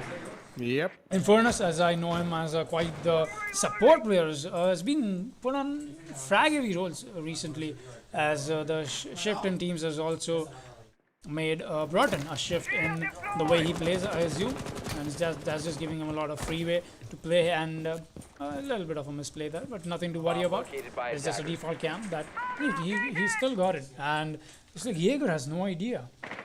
Infernus still gonna be on the drone. Knows exactly where the Jaeger is playing, but looks like now he's rotated back, and Infernus, I thought he'd almost die from that pre-fire if connected well, but Jaeger, really well-advised pre-fire coming in from him. But meanwhile, we'll be seeing Kickass, or that is going to be Heathen, excuse me, down below in the Sunrise bar. He's going to make sure he holds this down for his team, as he doesn't want the attackers to take control of this bar, at least not easily. Drone is just going to spot the dog. He's going to dispatch it as well. Push is imminent from the side of Sunrise, Blue bar, and that is exactly what we're seeing. True to Infernus, making sure he's droning all these angles out, as you don't want to leave any loose ends. Kickass is still going to be inside server. He's protecting the dog, or at least helping him with his plays. He's just going to pre-fire and fall back. Drone does spot him out. It all comes down to Heathen. He's got no more crossfires established. That is one thing you've got to notice, and it's only a matter of time till this kill comes in from the side of Phoenix. Still holding this. Here's a drone. Not exactly sure where that is being played. Quite a lot emphasis, man, from Phoenix, wasting so much time in this two-man roam game that's just not really able to get countered. And just as I speak about it, Heathen does get dropped, but he has the Doc. Stim pistol in his pocket. It's still not going to matter. Hyper Tissue is going to convert on that kill for himself. He does spot the Jaeger. He's going to take the Jaeger down as well. Hyper Tissue with the double kill to start things off for his team. Now, 50 seconds left. The Echo is still in play. So, Denial is being brought to board as well. Meanwhile, Spidey's going to pick up a kill of his own. That is going to be Hyper Tissue shutting down that one attacker that has been doing so much damage to his team. And is the C4 in play here?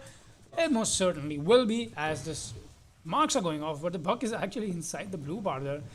Does he know that this is a Mozzie? Oh, he does hear somebody. The Buck doesn't know. Oh, wait, the Mozzie doesn't know either. What? Oh. Defender has left the area of operation. What is going on? Okay. So much confusion. What? What? Infernus is going to be the victor of that, as he does hear the Mozzie creeping up to him, and he's going to secure that kill. Seeing the plan coming in, but Mechhawk is going to take a lot of damage from the smoke. Perfectly placed for him. Optic and Baba, it all comes down to them. Smoke is going to drop another smoke canister. The push is coming in, and that is going to be the planter down. Smoke is going to get another. That is once again the planter, and it's a 2 versus 2. They just have to play time. Does he have any more smoke grenades left? No, he doesn't. He's got to make this push happen. Trying to get that one Rappler. He's going to get it. Now it all comes down to a 1 versus 2, but the plant has gone down. Short effects has got to play this to perfection. Way less HP on Optica as well as Baba, but he's going to be lit himself. Watching this angle coming in, and he's going to drop the Echo. A 1 versus 1 now. Possible rotation from Baba Yaga coming in. No smokes to even cover his flank. Just going to peek this wide. Could go for a long arm. Oh, he's going to do that. Oh, that's not a long arm. Push is coming in from the side of the Nomad. Does he see the shotgun? Yes, he does. And look at that! Baba Yaga with the triple kill and the clutch coming in from the smoke. What a play. He got the denial. He got the last kill. He's got the clutch, and the defuse comes in from the smoke by Peacemakers. And they're going to win round 1 on Coastline. Defenders win. Well played to the Peacemakers. So hold down inside of sight and dropping the IQ who was going for that first defuse. Well played to Baba Yaga on the smoke, using his canisters to great effect to stop the defuse from going down, pushing Phoenix to stick the defuse post round clock to extend it and have some room to play with. And despite the Nomad, I believe, that was shot, of course, right at the end in the post plant 1 versus 2 situation. He did get the echo, but wasn't enough to get the shot to counter the shotgun. Excuse me. He was caught jumping out onto that little black stand balcony thing on the square courtyard. And well, with that, Peacemakers, they've won the first round, and they'll be going into round 2 thinking, all right, we got this first round. We can establish the momentum as they have gone to kitchen. They have the castle that is Baba Yaga, and Optica on the Maestro Kickass on the Jaeger, Heathen on the Dock, and Spidey on the Mozzie. So quite a bit of site reconstruction for that matter. Doc and Jaeger, the only ones who won't be able to do any of that. As Phoenix, they're going to be looking to have a little bit of a top-heavy hold. As you can see, Spidey, he's reinforcing inside of theater, making sure that from inside of bathroom, there are no rogue shots. If anyone's playing theater, they don't get wall-banged with a lucky shot from inside of the bathroom or the red hallway for that matter.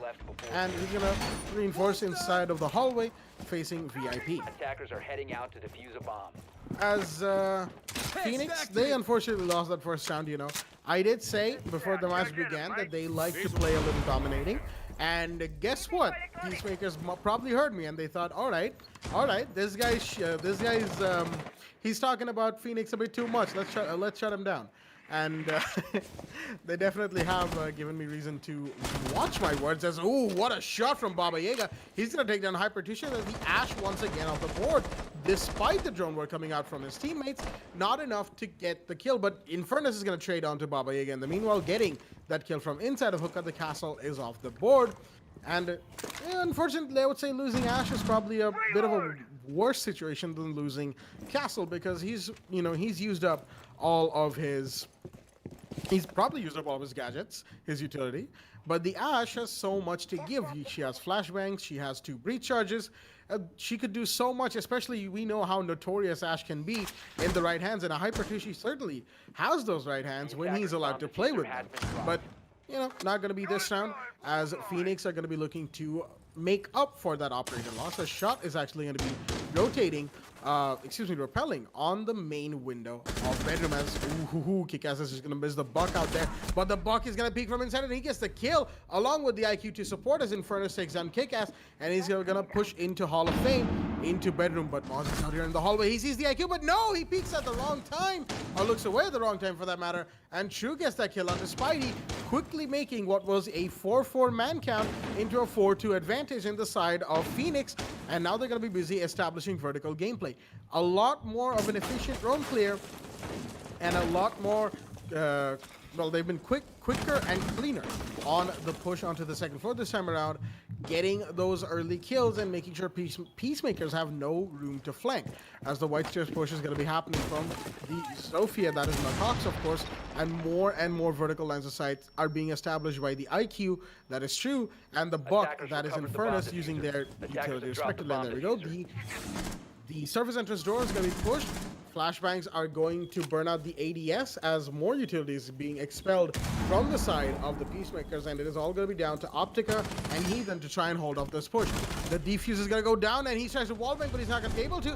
And there we go. Shaw's going to clean up on the last defender. Heathen goes down, and with that, Phoenix take round 2.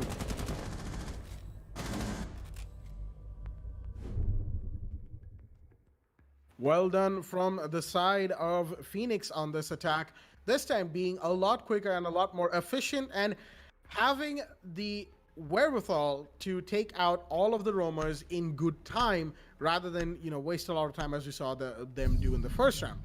And in these 2 rounds, of course, they've had the chance to analyze and really go into how the Peacemakers have held down this defense. And as we see, Peacemakers, they're going to be going for the kitchen hold once again, because, of course, the site of Hookah is still still locked for that matter, as Spidey's actually going to go for a 6-pick onto the Valkyrie out of Mozzie. So instead of counter intel, it's going Attackers to be need to direct locate and intel with defuse those as black many bombs eyes, as they can. and Maestro with the evil eyes as well. Ubisoft with their little nomenclature. Always nice to see them put these little details in the game. Black eyes, evil eyes, you know, ADS, magnets for that matter, plural. As there we go, an evil eye from Maestro right on the reinforcement, in fact, inside of the service entrance wall, on the service entrance wall for that matter, as Baba Yaga is going to be making some lines of sight on that kitchen wall, and a castle barricade is deployed. Heathen's actually going up to the top 10 floor. seconds He remaining. does have some time to do whatever he needs to do, and he might be going for a peek. 5 seconds left Potentially before doesn't insertion. look like it. It looks like he's up here to reinforce inside of theater and just provide some more of that utility for his team. He's of course playing the Doc, which is a big operator, because Doc, we know the changes that are coming to him, and we know how good Bomb he is located right by now, so attackers. only time will tell how being a 2-armor 2-speed is going to affect Doc as an operator. Speaking of 2-armor 2-speeds, of course, Jaeger's up for a big change, and he's going to be losing his 3-armor 3-speed status that he's had for over 4 years now, and he's going to be going down to a 2-armor 2-speed in the upcoming patches. There we go. Fight is already happening inside of Hookah Lounge. That is Spidey. He's forced to rotate out on the Valkyrie onto the blue stairs as Hookah and Billiards are quickly being taken over by Phoenix. But, you know, the Roamers, they have their chance to get some flanks in, and that is what they'll be looking to do. No damage being done to any of the operators on the map so far, which means that there's a lot of room to do a lot of plays. You know, as Zofia, there we go, pushing into Aquarium. She's going to be spotted on the default camp for the time being, and Kick-Ass is here to try and get a couple of kills for himself, or at the very least, delay Phoenix's push for as long as he can. Shots are being fired all over the place, and the IQ is actually establishing a line of sight into Hall of Fame, but no one's there. The Buck comes in to turn that into a full-blown vertical line for that matter. Well done to Infernus. He's being a good support to the IQ. Of course, IQ being the support operator for that matter, as Kick-Ass is going to get droned out, and Spidey's going to be taken out in the meanwhile. Kick-Ass is inside of theater as another one is dropped. That is Baba Yaga, and Kick-Ass goes down as well. The kill is confirmed by Macox, and with that, it's once again, this time it's a 2v5 for that matter, as Phoenix are looking to bring in the kinds of plays that I was talking about. Vertical lines of sight are being established, and once again, they have more than 60 seconds left to get the plant off and get these remaining kills in either order, really. You never really have to go in plant kill or kill plant. Either one works. As recharges, Buck scouting keys, everything is being deployed as happening. He's going to kill on the Heathen, and there we go. The final kill is secured, and a flawless round is going to be secured from the side of Phoenix, as Infernus is the on the Buck, excuse me, is the guy to get the last kill. And with that, Phoenix take round 3, giving themselves an early game 2-1 advantage.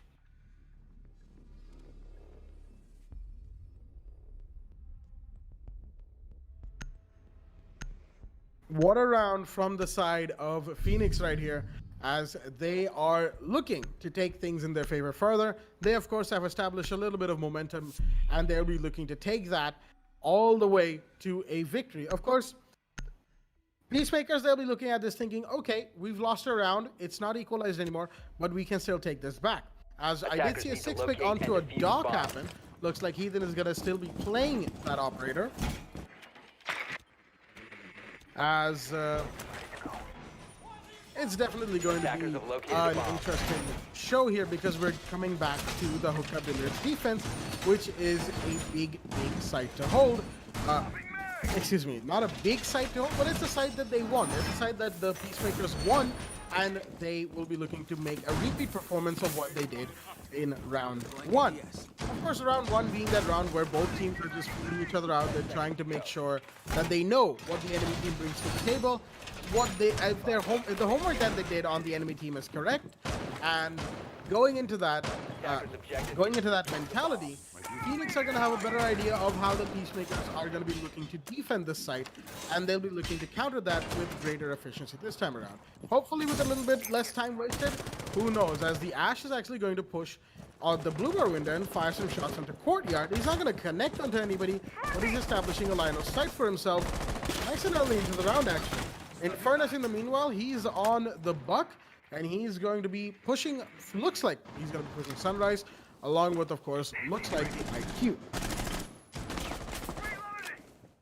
There we go, the Doc is inside of Sunrise, and the Zofia takes a few shots from Heathen here with the MP5, but it's a 3-man push from the side of Phoenix, and one on the window as well. So this might not be a great situation for Heathen to be in. He's, of course, here just to waste time for his team, but with the amount of lines of sight being established, he's forced to rotate out onto the kitchen, actually, and call for support from his fellow roamers. In the meanwhile, Kickass actually has a nice angle from inside a main lobby through courtyard, but a drone will spot him, and he's forced to abandon that, rotate out by the receptions, as you know, Phoenix. They're gonna be looking to try and in the meanwhile, he actually gets a kill onto Infernus. That is a big kill because that is the buck of the board. Lots of vertical potential immediately taken away from the attacking team, as the drone has in fact spotted him inside of kitchen. The push is going to come in from the side of Phoenix because they really need this defender down to equalize the man count at the very least. Otherwise, it's not going to go in their favor at all. And as we see here, Phoenix have been forced to waste a lot of time trying to take out these roamers. Marcox is still holding this angle, and look at that. The luggage peak from the Mozzie looks like is going to be wasting a little bit more time, stopping the Nomad and whoever's with her from pushing into a current for the time being, or at the very least, give them a line of sight to be worried about. And he peeks again just to make sure that they know he's there, as Heathen's rotated up the white stairs. And there we go. The push onto site is going to be absolutely paramount from the side of Phoenix, as on the hallway here is Jaeger. He's looking out of that luggage window. He knows there's someone out there, and Macaque has actually taken quite a bit of damage, and there's Optica's Evil Eye waiting for somebody to try and go for the plant to help Baba Yaga on the smoke in the meanwhile, as, oh dear me, he loses that Evil Eye, but now Baba Yaga knows that there's a push happening from there, and he's playing the smoke, the same smoke that absolutely denied, speaking of denied, excuse me, Macaque is going to be denied playing any farther into this round from the side of the Mozzie, as another gas canister goes out. The plant has to be stuck, but it's not going to be, as he then gets another one. Optica goes down to Hyper Juicy, but it's a 2v4 situation, and they don't have a whole lot of time. A 1v4 situation, Diffuse is not ahead of shot, and there we go. Kickass is going to drop the last kill on the shot, and with that, going back to the hookah defense, round 4 goes in favor of the Peacemakers.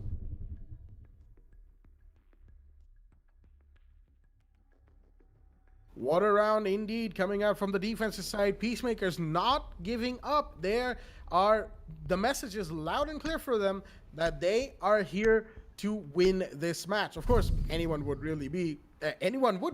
Let's be real here. But, you know, getting that message across is exactly what you need to make sure your enemy team knows that, you know, we're not here to be walked over. And that's not even in our name. You know, that's a different team entirely in Division 3. So let's not even get into that topic right now. As we see Baba Yaga, he's going to 6-pick out into the post. We're, of course, going back into kitchen this time around for the side of the Attackers Peacemakers. need to locate and defuse as many bombs as they can. Kitchen is a bit of an unfortunate side, of course, for the Peacemakers, because they've gone here twice before in rounds 2 and 3, and they've lost both of them. And they have roughly the same operator lineup as the last time, but this time they have the Pulse in play, which might just be the change that they need to make sure that they hold this side down better. So one thing we've got to notice that every single time that the Peacemakers have gone to hookah, they've lost. They've won. Yeah. And every other side that they've gone, they've lost. So I'm not exactly sure what is going wrong when they're going to kitchen and the other kitchen. Yeah, only kitchen. They had four-man alive round, Phoenix, when I say they, and then they had a flawless round coming in the next round as well. So Peacemakers are, I don't think they're also good when they're going to the kitchen for the roam clear. Roam presence, excuse me. Roam clear has been amazing from the side of Phoenix, and Heathen once again is going to be stationed onto the side of Sunrise, as we're seeing Spidey. He's going to be playing with quite the rotation here being made from the side of the Mozzie, and he's going to have Kick-Ass helping him VIP. Once again, just so many lines of sight that you can just take out the Jaeger from. I wouldn't really recommend anybody playing onto the side of VIP, but Kick-Ass has been crucial for his team. He's been picking off kills that we haven't seen the rest of the team pick out, so it only comes down to the player perspective as well, and player preference rather. on where they want to choose to play. Optic is going to be making some lines of sights onto the side here, as you don't want to be seeing the attackers go for a quick plan and just take away that round from you, just as you stand there staring surprised. Seeing Baba Yaga is going to be running the pulse this time around, as Mechhawk is going to disconnect. We hear that scream coming in through the lobby there, as his character model is going to go out of this map. Not exactly sure what operator he was playing. I didn't quite get to catch that, but this time we're going to have these walls reinforced here on top, and really good use of the utility being put to use from the side of the Peacemakers as Kick-Ass. He's going to maneuver himself back. There's just no presence on this VIP balcony here from the side of... Alright, looks like they don't need that kind of presence, as the Mozzie is going to get picked up early, and that's a very bad peek coming in from the Mozzie. You've got to wait for your teammate to establish a crossfire mate, and that is exactly why your teammate is going to lose his life as well. Phoenix perfect on the road clear once again, and the C4 getting expelled from the side of Baba Yaga as well. Nothing to connect there, not even damage done to the side of Phoenix. Pulse trying to play this offside. He's going to make his way back into the main reception hallway, and he's going to be stationed in a really safe place. That is going to be the reception table. Baba Yaga is going to be on the pulse. Attackers drop the diffuser. Excuse me. Baba Yaga getting spotted up by the Ash. He's going to try and land a few shots, but not connect any. The railings is what is stopping the Ash and the pulse to pick out those kills. Optical knows there's somebody on the white stairs. He's just going to light them up a little bit and come back. Heathen going to watch for any of the breaches that on top are distracting them, and look at that. Infernus is going to drop down with a perfect drop down kill and confirm onto the pulse there, and Hypertishi with another kill coming in from the Ash. He's been amazing so far. It all comes down to Heathen. That is the Doc, and that is it. The Ash is going to get him as well. A double quick headshot from this Ash is what is going to win them that round once again, and looks like TPM just does not know how to defend kitchen and service entrance. It certainly isn't looking all that good for them. As well, whenever they go there, they might need a change of site, because this is, of course, round 6 that we'll be heading into. And there we go. They seem to have decided to go to Penthouse Theater, because they're on a 3-for-3 losing streak inside of Kitchen. So maybe going back there isn't the best of ideas. As I said, this is round 6 that we're going to be heading into. A 3-2 lead has been established by Phoenix on the attack here. And this is the last round before roll swap, as a 6th pick comes out from Macox. He's going to be moving out from the Sledge onto the Zofia. We did see Macox get disconnected. I believe he was playing the Buck last time around, and he has switched out into the Zofia. And he's, of course, back. That is the main thing that matters. And despite playing a 4v5 advantage, credit to Phoenix where credit is due. They still won that round with some excellent peaks and pre-fires coming out from their team members, as it all comes down to this round, which is of course a very, very crucial round. Can the Peacemakers equalize the round count into a 3-3 situation so that they can start from scratch on attack? Or will Phoenix make this a 4-2 lead and put Peacemakers on the back foot even further? This is of course the first time we're seeing Penthouse played on this match in Coastline. We've seen Penthouse played a few times before, but this match, this is the first time we're seeing either of these teams go here, which is, of course, going to bring a level of intrigue into the game, because both teams are going to be looking at how their opponents defend this site for the first time, and they're going to be thinking, okay, we have to counter accordingly, which will put a delay on both of them, really, because you have to think about it, and the thought going from your brain to the hand. Okay, I'm talking off on a tangent. I don't need to do that, as Heathen is actually playing the meat with the shotgun. Interesting.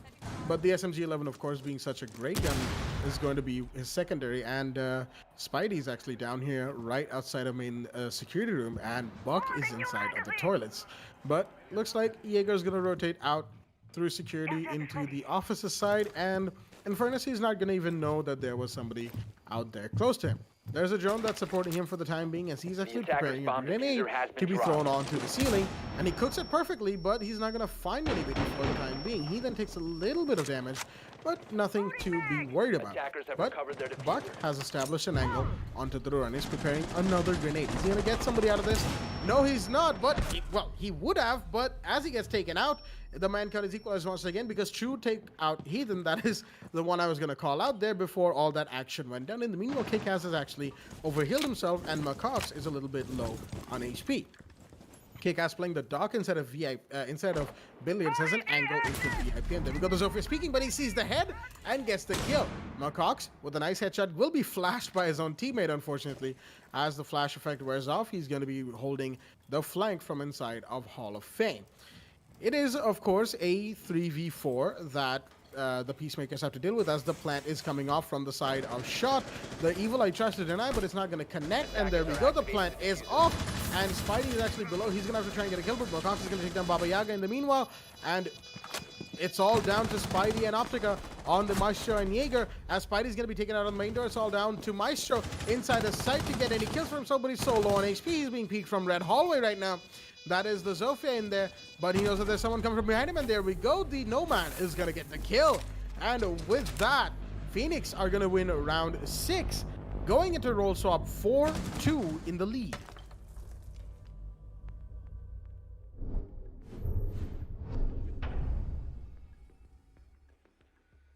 Well, we're seeing a 4-2 lead from the side of Phoenix. They sit 2 rounds away from match point, and unfortunately, the Peacemakers find themselves in a bit of a bad situation. They need to try and equalize, otherwise they are going to be staring down the depths of this proverbial barrel, and it's not a position you really want to be in. As Hypertushi, unfortunately, he was randomly given the Kavera. He didn't pick his operator before the timer ran out, and he's going to be 6-picking out onto the Echo, who is actually still available.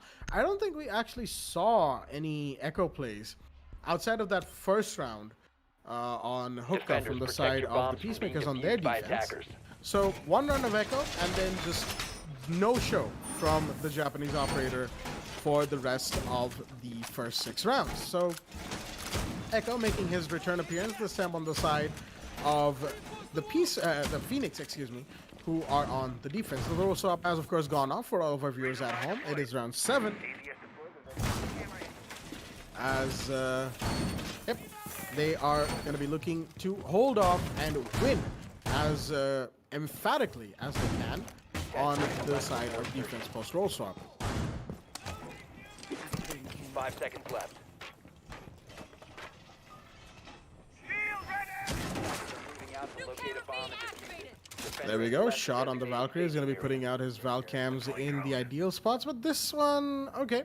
If you scan with it, you'll be able to see where the operators are. You'll be able to see a main window rappel if you are so lucky, and he's actually going to be using that to try and get a run out onto the ruin site, but he's not going to be able to because he can't get a visual on anybody running through ruins. But Malcox is actually on the first floor on the Mozzie inside of office, as it comes down to him to stop this first floor push, that Kick-Ass is at the very least going to be attempting. He's the buck, of course. Getting some vertical angles from the first floor should be his forte.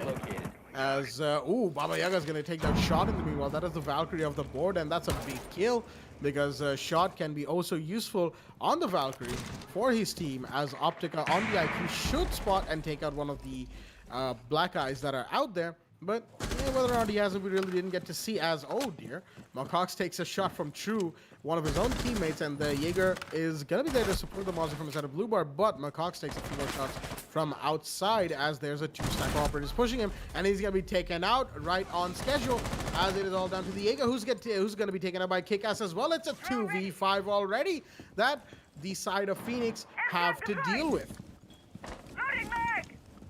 A 2v5 that Hypertushi and Infernus are going to have to try and win, as vertical angles are finally being established from the side of Buck.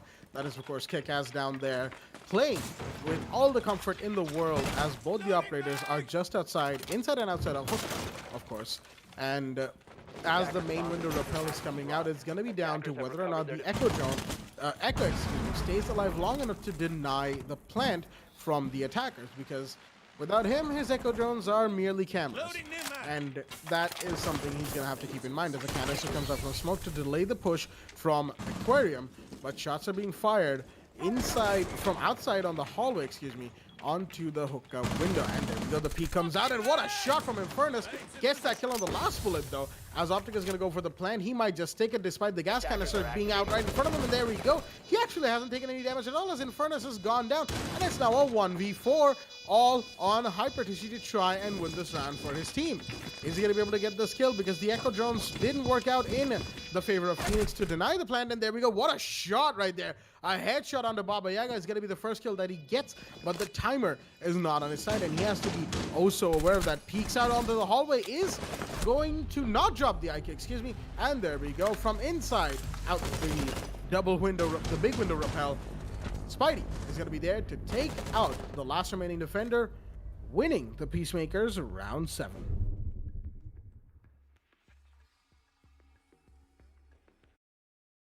Definitely a close match here from the side of Peacemakers. They're making sure they're getting those rounds on attack on board.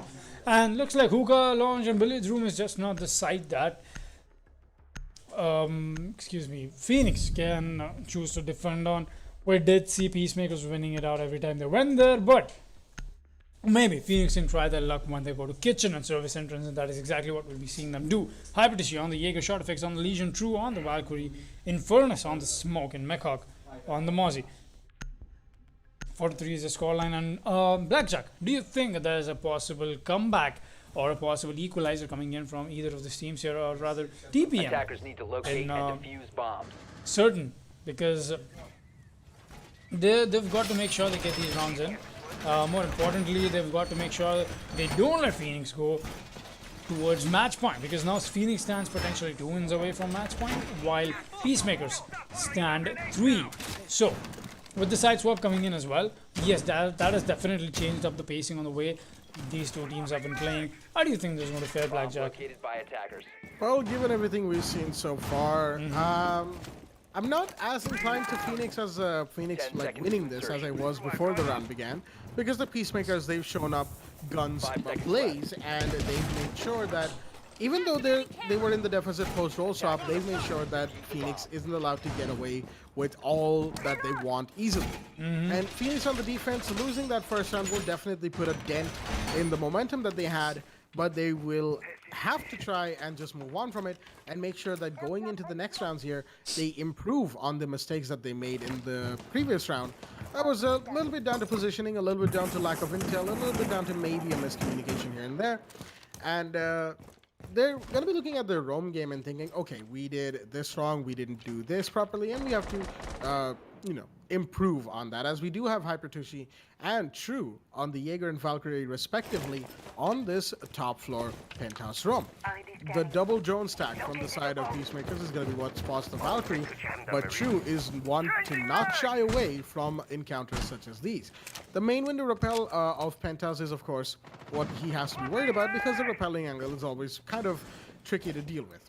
In the meanwhile, HyperTC is in the hallway, as he always has been, and he is just looking into VIP, I think, trying to find anyone in there. And there we go, the bathroom hatch actually has been dropped, and the red hallway push has already begun for the Buck, as, there we go, he's actually pushing up a little bit too blindly, but he's not going to be killed or punished for that matter. Kickass is allowed to get away at very low HP for the time being, but he's still going to peek True, who is here on the 90 hallway. Little bit of confrontation. Both operators have lost quite a bit of HP as a grenade comes out, and True takes a little bit more damage.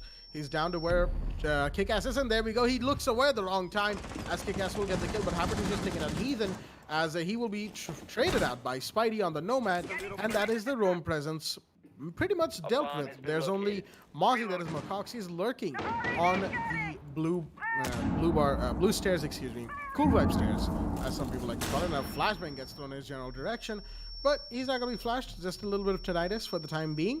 Ears are ringing as he's going to be looking to try and get the kill. Oh, he has been flashed though this time around, and Macox doesn't exactly know. Okay, the flash is worn off and he is still alive. He's going to be a little happy about that. The push from the Nomad didn't happen. Spidey was just throwing down flashbangs because he wanted the operator, anyone in there, to be gone. As the blue stairs push is now coming out from the side of the attackers, but Shot is actually on the white stairs. He might go for a flank here. Gu might is actually stepped on, excuse me, by one of the attackers. He hears another one on the surface, and so that's actually Bathroom, and he's gonna get the kill on the kick-ass. That is the buck off the board, and the man count has been equalized, but he's right here in reception, main lobby, as a couple of kills come out from the side of Phoenix, leaving Shot the only one remaining, as there we go, he's gonna be taken out as well by Spidey, and Peacemakers actually equalize, making this game all the more exciting for us by winning round 8. Definitely exciting, as now Peacemakers have got that equalizer in.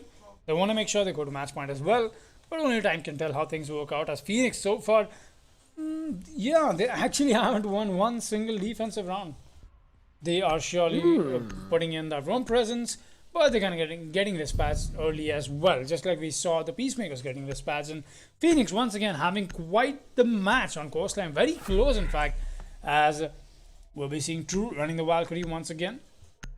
Those Valkyrie cams do get spotted out by Optic. Really good use of the RED scanner, but Attackers will need that to matter locate and for the defuse side bomb. of Phoenix is the real question. We'll be seeing them go on hookah once again. Maybe this time around they have some tricks up their sleeve. We did see Infernus land a really beautiful shot that was from the hookah solo wall all the way onto the hookah window. Some nice rappel game that TPM tried to make, but Smoke was here with his SMG-11 in the face to shut him down. Short effects, gonna be placing his Legion Mine down. Mechawk making some rotation holes for himself. True.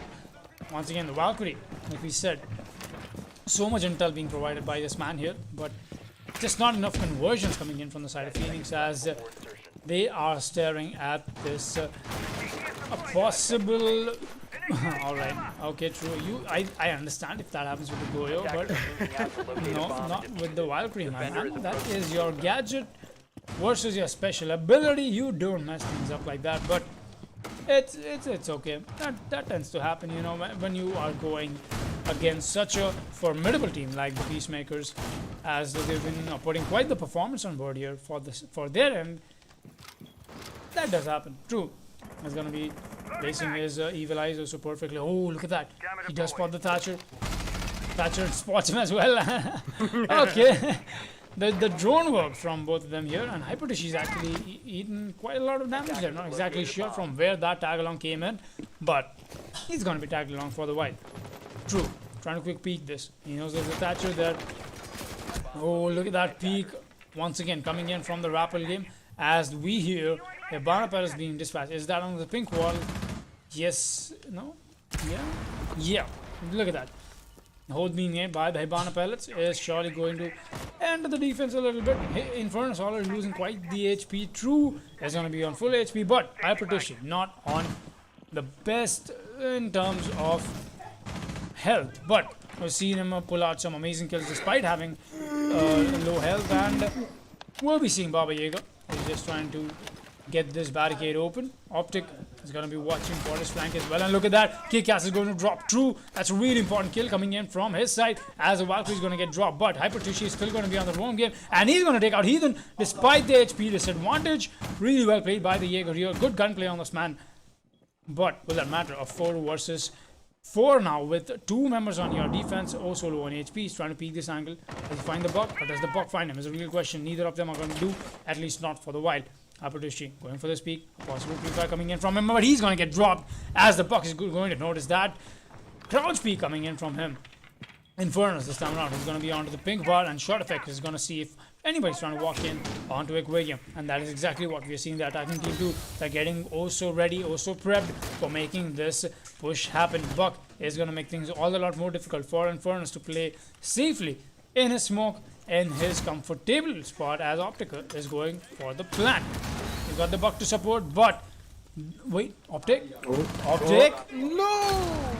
Optic, that's not what you do, my man, as we'll be seeing him breathe in every little bit of that smoke canister. We are seeing the buck push up on Cool Vibes. He does spot Mechawk, but Mechawk is going to chase him with a shotgun. What? Yeah, he's going to get taken out, and it all comes down to Infernus once again to clutch it up for his team. 15 seconds to go, and that is it. Baba Yaga not going to plant. He's going to get that kill, and round 9 is going to be won by TPM, as they stand oh so close to a potential match point. 5-4 is the score on Coastline.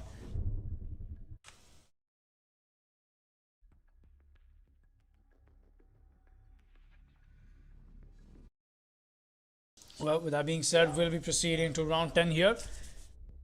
So, the way we saw TPM play that out, I would say Optic, my man, you gotta chill out sometimes. I mean, you gotta understand that you are breathing in toxic smoke. That is not one of the smokes that your friend or the attacker has dispersed. So, not really healthy for you, my man. You gotta move out of it when you are breathing that in. And it was not even like they didn't have time. I mean, they could have used so much time, but on the bright side of it, we saw the smoke getting dispatched, we saw the C4 getting dispatched, so much utility that Phoenix lost, and that is exactly why they could not attempt for that second denial. And Infernus knew that he has to make the push happen if he wants to stop the plant from going down, and that is exactly when he got caught out. But then again, one could argue how Kick has pushed in and got the kill as the Hibana himself. We're seeing Phoenix.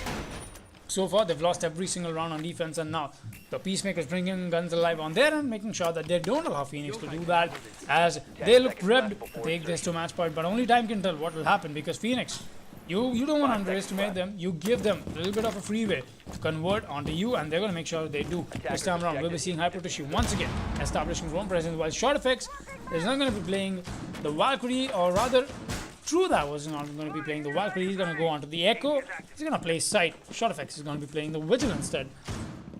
Just going to run around a little bit. Okay.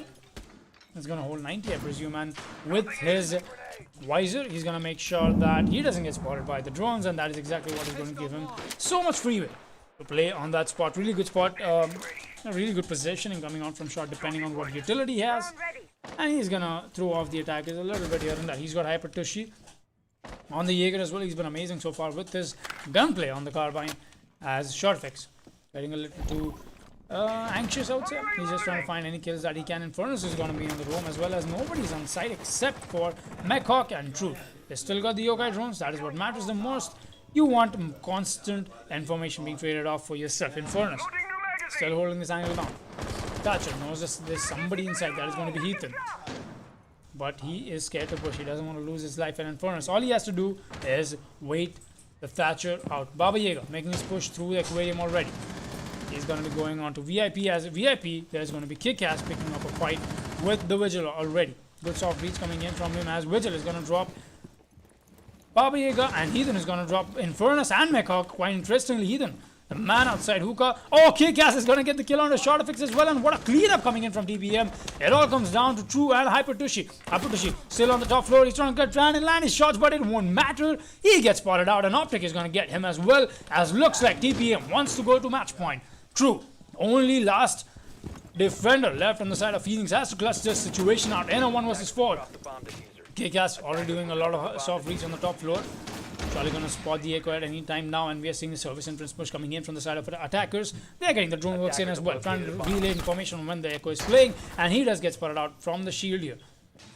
Shield does have a little bit of the see-through holes, but what are you doing, Thatcher? He gives a free kill away despite that amazing home play coming out from him, and looks like TPM is starting to fall apart slowly and steadily. And look at that, the second kill is going to come out from True, and looks like True is onto something. He could even get this 1 versus 4 as he's turned it into 1 versus 2 now. He does hear the, I would say, the buck coming in and the vault. Will that matter? No, it won't. TPM goes to match point. What a push coming up from the side of the Peacemakers. They almost messed it up for themselves, letting True get a couple of kills inside a site here. But that effective, quick, and clean roam clear is going to be exactly what leads them here into a 6-4 lead onto match point. Mind you, this is a comeback from a 4-2 post roll swap, and the side of Phoenix have not won a single defensive round so far. And looks like they, I mean, at this point I'm tempted to say that the Peacemakers were definitely watching the stream before the match began properly, and they probably heard me say, you know, Phoenix likes to go for a dominating style of play, and they probably thought, okay, dominating style of play, we'll show how dominating we can be. We are here, of course, in Division 2 for a reason, and here they are showing off exactly why they deserve to be one of the, well, they're not in a good position in terms of statistics, but they are still a good team, and that is what they are showing here. in this match on Coastline. In the meanwhile, Phoenix, if they don't pick up what is left of their defensive strategies, they might not have a good showing on the scoreboard after tonight. You know, they are in a 1-win, 1-loss situation, and if they lose this, that'll be 2 losses to their record, further diminishing their chances of staying in Division 2 after everything is said and done. Excuse me. Peacemakers, in the meanwhile, they're able looking to put their first win on the board, and with a 6-4 match point advantage to their name, they might just be able to do that because of how well they've attacked so far. I'm changing max. There we go. Nomad is going to be opening up the office door, giving plenty of cues to the defenders inside of office that, yep, there's going to be a push there. That looks like Jaeger is in there. That would be Hyper Tissue, of course. Such a good fragger for his team. He's going to be supported by what I believe is the Mozzie on, Infernus on the Mozzie. And Shot has actually rotated down the white stairs to the first floor. The main reception is also being pushed as Blue Bar has been broken open and Infernus takes some shots. He's actually very, very low on HP because of the Buck who's out there. He peeks with a shotgun, doesn't fire a shot just yet. That's too far, Infernus. You can't get a shot off because of the super shorty's range, and he's gonna have to rotate back and take support from Hyper Tissue on the Jaeger. As meanwhile, Hibana has actually established a line of sight into sight, which is going to be big because playing that corner is great for the smoke. Well, they don't have a smoke. Phoenix, of course, choosing not to employ one as grenades are being thrown in as well. Kickass throwing in so much utility into this push here, and he knows exactly where the Mozzie is right now. Okay, Cicada Room is being pushed, but Hyper Tissue is going to get that kill onto Spidey. DC going to get the kill onto Kickass, though. Kickass pushes in with the Skeleton Key. That was a big mistake because Hyper Tissue was on a lot of HP. He's not on a whole lot right now. Zotac takes down Infernus, and he takes on Hyper Tissue, a double kill for the man on the IQ with the diffuser, with for that matter, immediately equalizing the man count with more than 65 seconds left in the round. There we go. The aquarium rappel has happened, and what a shot right there. The drone work supporting that insane wallbang from Heathen. As with that being said, it is all up to Shot, who's on the luggage flank here. He knows somebody still has to be on the rappel outside balcony, and he hears the rappel up happening, but the plant is also going down, and he might be given free reign. No, there is cover from the aquarium door, as Macox is going to get a double kill for himself in this 1v3 post-plant situation that he has to deal with right now, but it is, of course, all down to this 1v1. Heathen is the last man standing, and the Legion is going to get that kill. Macox with that shot, and Heathen has a disconnect right there as a 1v3 clutch from the Legion keeps Phoenix alive in this match.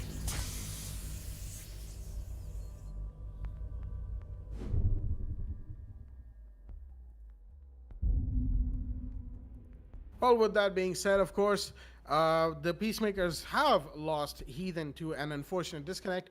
And with all of that being said, this 6-5 lead in the favor of the Peacemakers is looking to be a very, very exciting game. Don't go anywhere. We'll be right back from the rehost.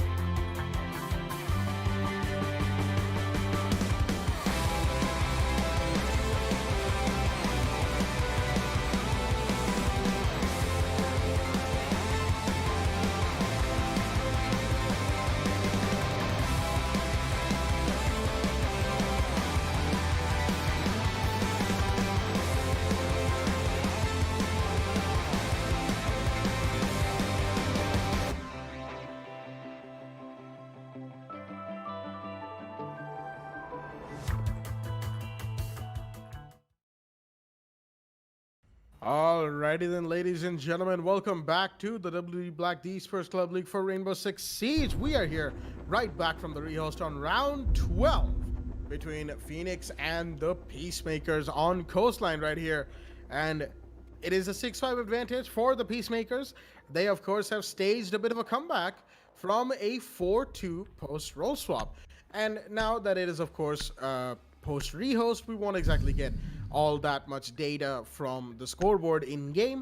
So we're just going to have to rely on what happens next, which is going to be very, very exciting. 6-5 in favor of the Peacemakers. Are they going to be able to win this? Or is this going to be an overtime situation here on Matchday 3 for Division 2? Foxy, how do you feel? Oh, I think the rehost coming in with West from Cell TPM is surely going to, be a little bit of advantage for the side of Phoenix also, because they're not, as a rehost, they had everybody ready, and that has surely given them a tactical time of sorts. They have surely gotten quite a lot of time to get the composure back and even stage this comeback.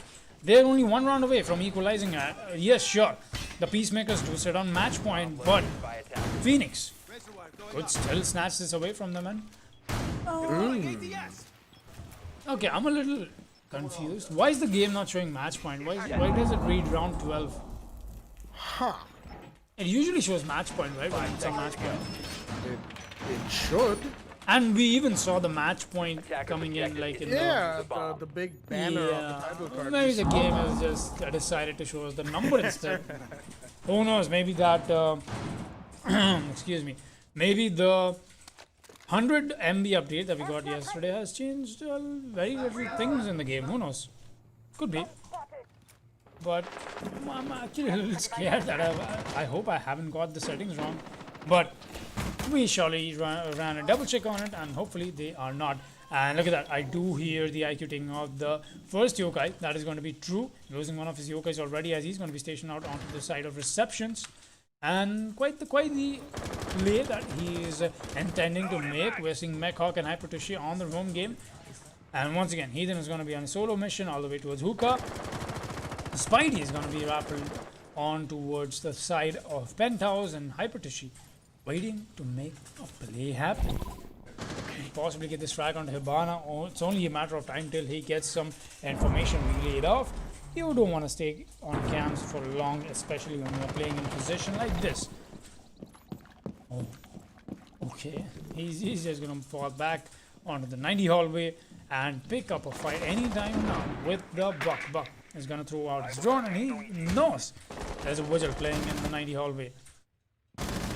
Let's try to do a little bit of damage, and he's going to take the other end of Fairwater. That is going to be Hypertushi with a perfect pre-fire through that wall. And what a wall bang coming in is going to drop the Buck. A 4 versus 5 already in 1 minute. 1.5 minute mark is what we're going to reach. Baba Yaga making his way through from the side of Aquarium. But this time around, they haven't got Kikas alive in VIP. Last time we did see Eden along with his friend, also trustworthy Buck, make that push happen. But will that be the case this time around? We're still seeing Spidey actually eating quite a lot of shots from the Jaeger. He's gonna get taken out, and looks like Phoenix is onto something, trying to make this comeback happen. Look at that, Hypertushi is gonna drop one more. He's gonna drop another. That's a triple kill for the Vigil. He is popping off, and it all comes down to optic. Will that matter? No, it won't. And a flawless round coming in from the side of Phoenix here on round 12. That is surely going to equalize things off, and that does take away TPM off match point. And we proceed on a 6-6 overtime on to round 13. Ladies and gentlemen, I've said this before and I'll say it again. Are you ready to rumble? Overtime has been achieved right here from both the teams, Peacemakers and Phoenix. It is now a race to win 2 rounds. That is all they need to do. Win 2 rounds from here, and that is the game in hand. As we're going to be seeing the Peacemakers once again on the attack, as Phoenix looks like they're going to be going on to Hookah. It's going to be interesting to see whether or not they can hold on to it properly, because the first 4 rounds post-roll swap were absolutely dominated by the Peacemakers, making their comeback onto a 6-4 from a Attackers need to 2-4. locate and defuse bombs. But the last 2 rounds again, Phoenix have made their own mini comeback, taking the match point away from the Peacemakers and turning it into an advantage for themselves. And that can only say one thing to the Peacemakers. We made mistakes. Phoenix is all too ready to capitalize on them. We need to make sure we don't do that again. They have put on a great show. Phoenix has put on a great show. And now on overtime, they will have to step up their game even higher to the next level to get those 2 rounds on each other. And 5 seconds left okay, before interesting evil eye position from shot on the Maestro. He's actually putting that down to make sure Hibana won't be able to get those lines of sight in through the main wall that she did a couple of rounds ago. Abayaga, he's gonna have to be careful of that, of course, being on the Hibana himself, as Kickass is on the buck. Optica on the IQ is okay. He took a sweet time trying to take out that default cam right there. Spidey is on the Nomad and Heathen is on the Thatcher. All good picks, all good operator. And on the side of defense as well, a lot of good picks and plays coming up from the side of the Peacemakers. As there we go, Hibana is going to be looking to use those X-Kairos, but there we go, the Maestro Camp is going to stop Hibana, the first set of the X-Kairos, from being destroyed. And Hibana's going to rotate around to try and find this gadget before it deals in more damage to her utility. In the meanwhile, Kickass has already taken a little bit of damage inside of offices here. I think he was playing around with the visual. That is, of course, Hypertushy.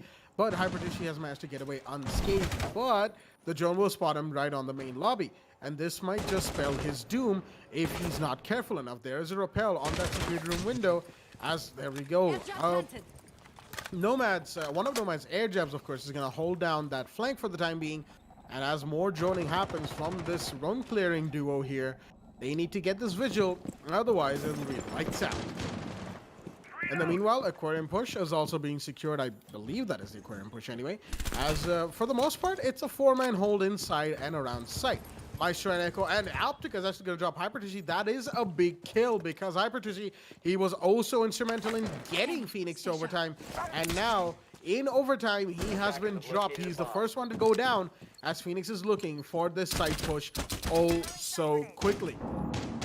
The IQ, Optica, he's going to spot a lot of defender intel and gadgets, but he's going to be trying to take them out with the pistol, as Macox has actually got a good shield here inside of Aquarium.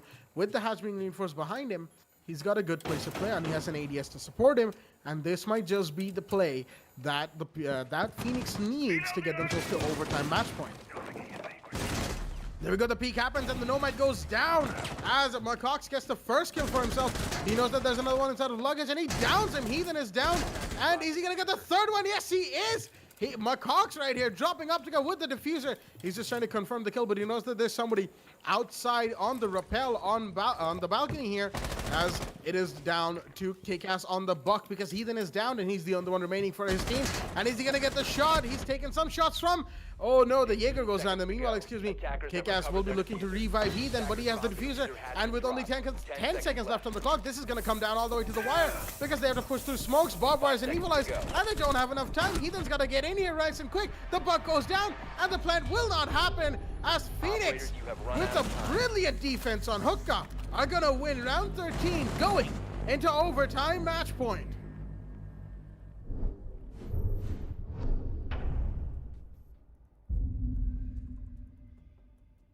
What a play from the side of Phoenix on this defense, making sure that they do not lose no matter what. Taking the lead after a long time of being in the deficit, chasing behind the Peacemakers. They have finally caught up and gone past, as it is now 7-6 in their favor. But roles have been swapped and the Peacemakers are going to go into defense. Now, if we are to go by round history, that might not be the best thing for the Peacemakers because they went into the first role swap at round 6 in a 4-2 deficit, having lost most of their own defensive rounds. But given that everything that we've seen so far, your bombs from being by Coastline this time around seems to have been very favored for the attackers. because it was 4-2 before the role swap happened, and after role swap, Peacemakers actually went 4-2, and now we're here on overtime, which can only mean one thing. And we saw a defensive team win hookah last time, first try on overtime, so we might just see Peacemakers win this one and go into overtime, like maximum overtime match point. What do you think, Foxy? Are we going to see maximum overtime right here? Okay, so okay, I'm gonna have to be a little bit serious here because I know what's going on. But just like you said, TBM has got to play this perfection. We did not see them win on the side of Kitchen, and that is exactly why they'll be chosen to go on a hookah. But if Phoenix managed to pull this comeback off, it is going to be one hell of a meme. That we saw the GG get dropped in chat, and he didn't leave the lobby already thinking they've already won this. And then then we are seeing Phoenix on the overtime match point.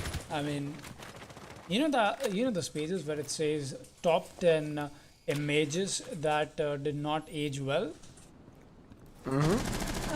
I think that page should have the screenshot of that GG if this victory goes to Phoenix, because they have been amazing so far, and it's just been a good show that Phoenix is putting off. And speaking of which, Mekok is going to make his way in Sets and Rise already. He finds the head of the dock. He then gets dispatched, and that is going to be a very crucial kill. No one has the stim pistols, and they've already got the bottom floor control, as we don't see much emphasis being put on the bottom floor, as Kickass is going to be the one on the side of the kitchen. He's going to hold this one off. Optic is still holding down on side. Spidey is going to be roaming as well. So it looks like Baba Yaga and Optic is all that is left on the side of the defense on the top floor. But do we have any emphasis being put from the side of attack onto that main lobby? Yes, we do. Hypertishi is going to be watching that angle. But for how long is a real question. Kickass still holding this also tight angle. That's all the way on to Sunrise, as he's just waiting for anybody to walk into the hallway. Only time can tell what happens. Infernus is going to get a one tap. Not sure where he got that. Infernus, you care to tell us? Nope, he won't, as he's going to dispatch the Jaeger already. As oh right, the Jaeger is holding that tight angle, right? Oh boy, no, that did not. Infernus with the perfectly cooked net is going to claim the life of Baba Yaga. And just like I said, things are not looking good for the Peacemakers. They're finally going to get one kill. That is going to be Spidey equalizing, but the refrag is right into place, and it all comes down to Optic on the Maestro. He's going to be on side, and that is it. Phoenix are going to win this match, and what a comeback from this team here. Just amazing play on the attacking team, getting those wins on the defense, and that is it. The Peacemakers coming also close to tasting victory, but it's going to be a loss for them today as well. Quite the game that we got to see today from the side of Phoenix. Really well played. Look at that, the MVP, Mekok. 8-6. Oh man, I was not expecting an overtime coming in. But it's Phoenix. They pull stuff like that off time and again. And that is it for tonight. We surely had quite the day. I mean, we did start the matches a little late. But then again, 11 o'clock, I was not expecting that. Speaking of which, everybody, you make sure you get some good night's sleep, as you are going to have to want to come back earlier tomorrow, as we're going to go early, live early with the fixtures, as we will be finishing the matches that we could not today. Tomorrow, obviously, because we want to give the players a little bit of flexibility, because they're having issues with the Uplay, and there's nothing we can do about it. So that's quite the game that we got to see over their 8-6 victory, Phoenix over the Peacemakers, and 7-4 victory of Reckoning Esports versus Sunny Asia Esports. That is it from us today. We'll be back tomorrow.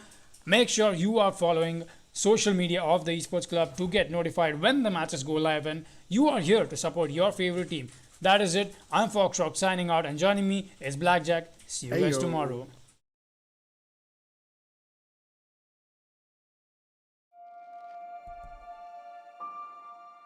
The moment of creation is a form of magic, where an off becomes an on, a 0 becomes a 1, then another, and another, until, deep in the complexity, you discover order, speed, reliability, power, experience, the WD Black NVMe SSD.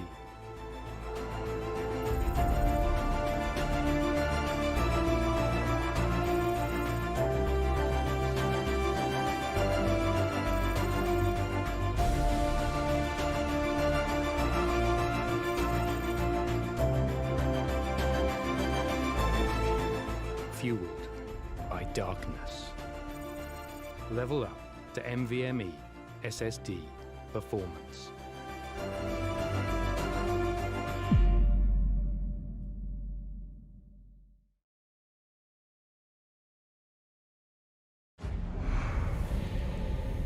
Numerous forces aimed at the Earth.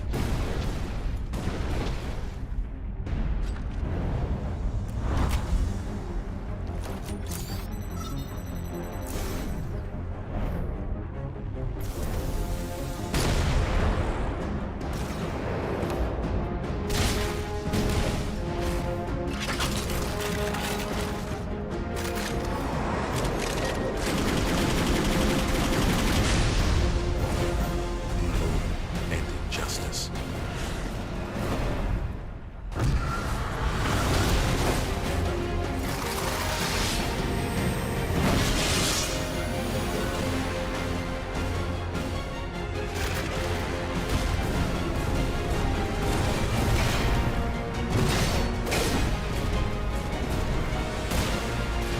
Let the glorious battle begin.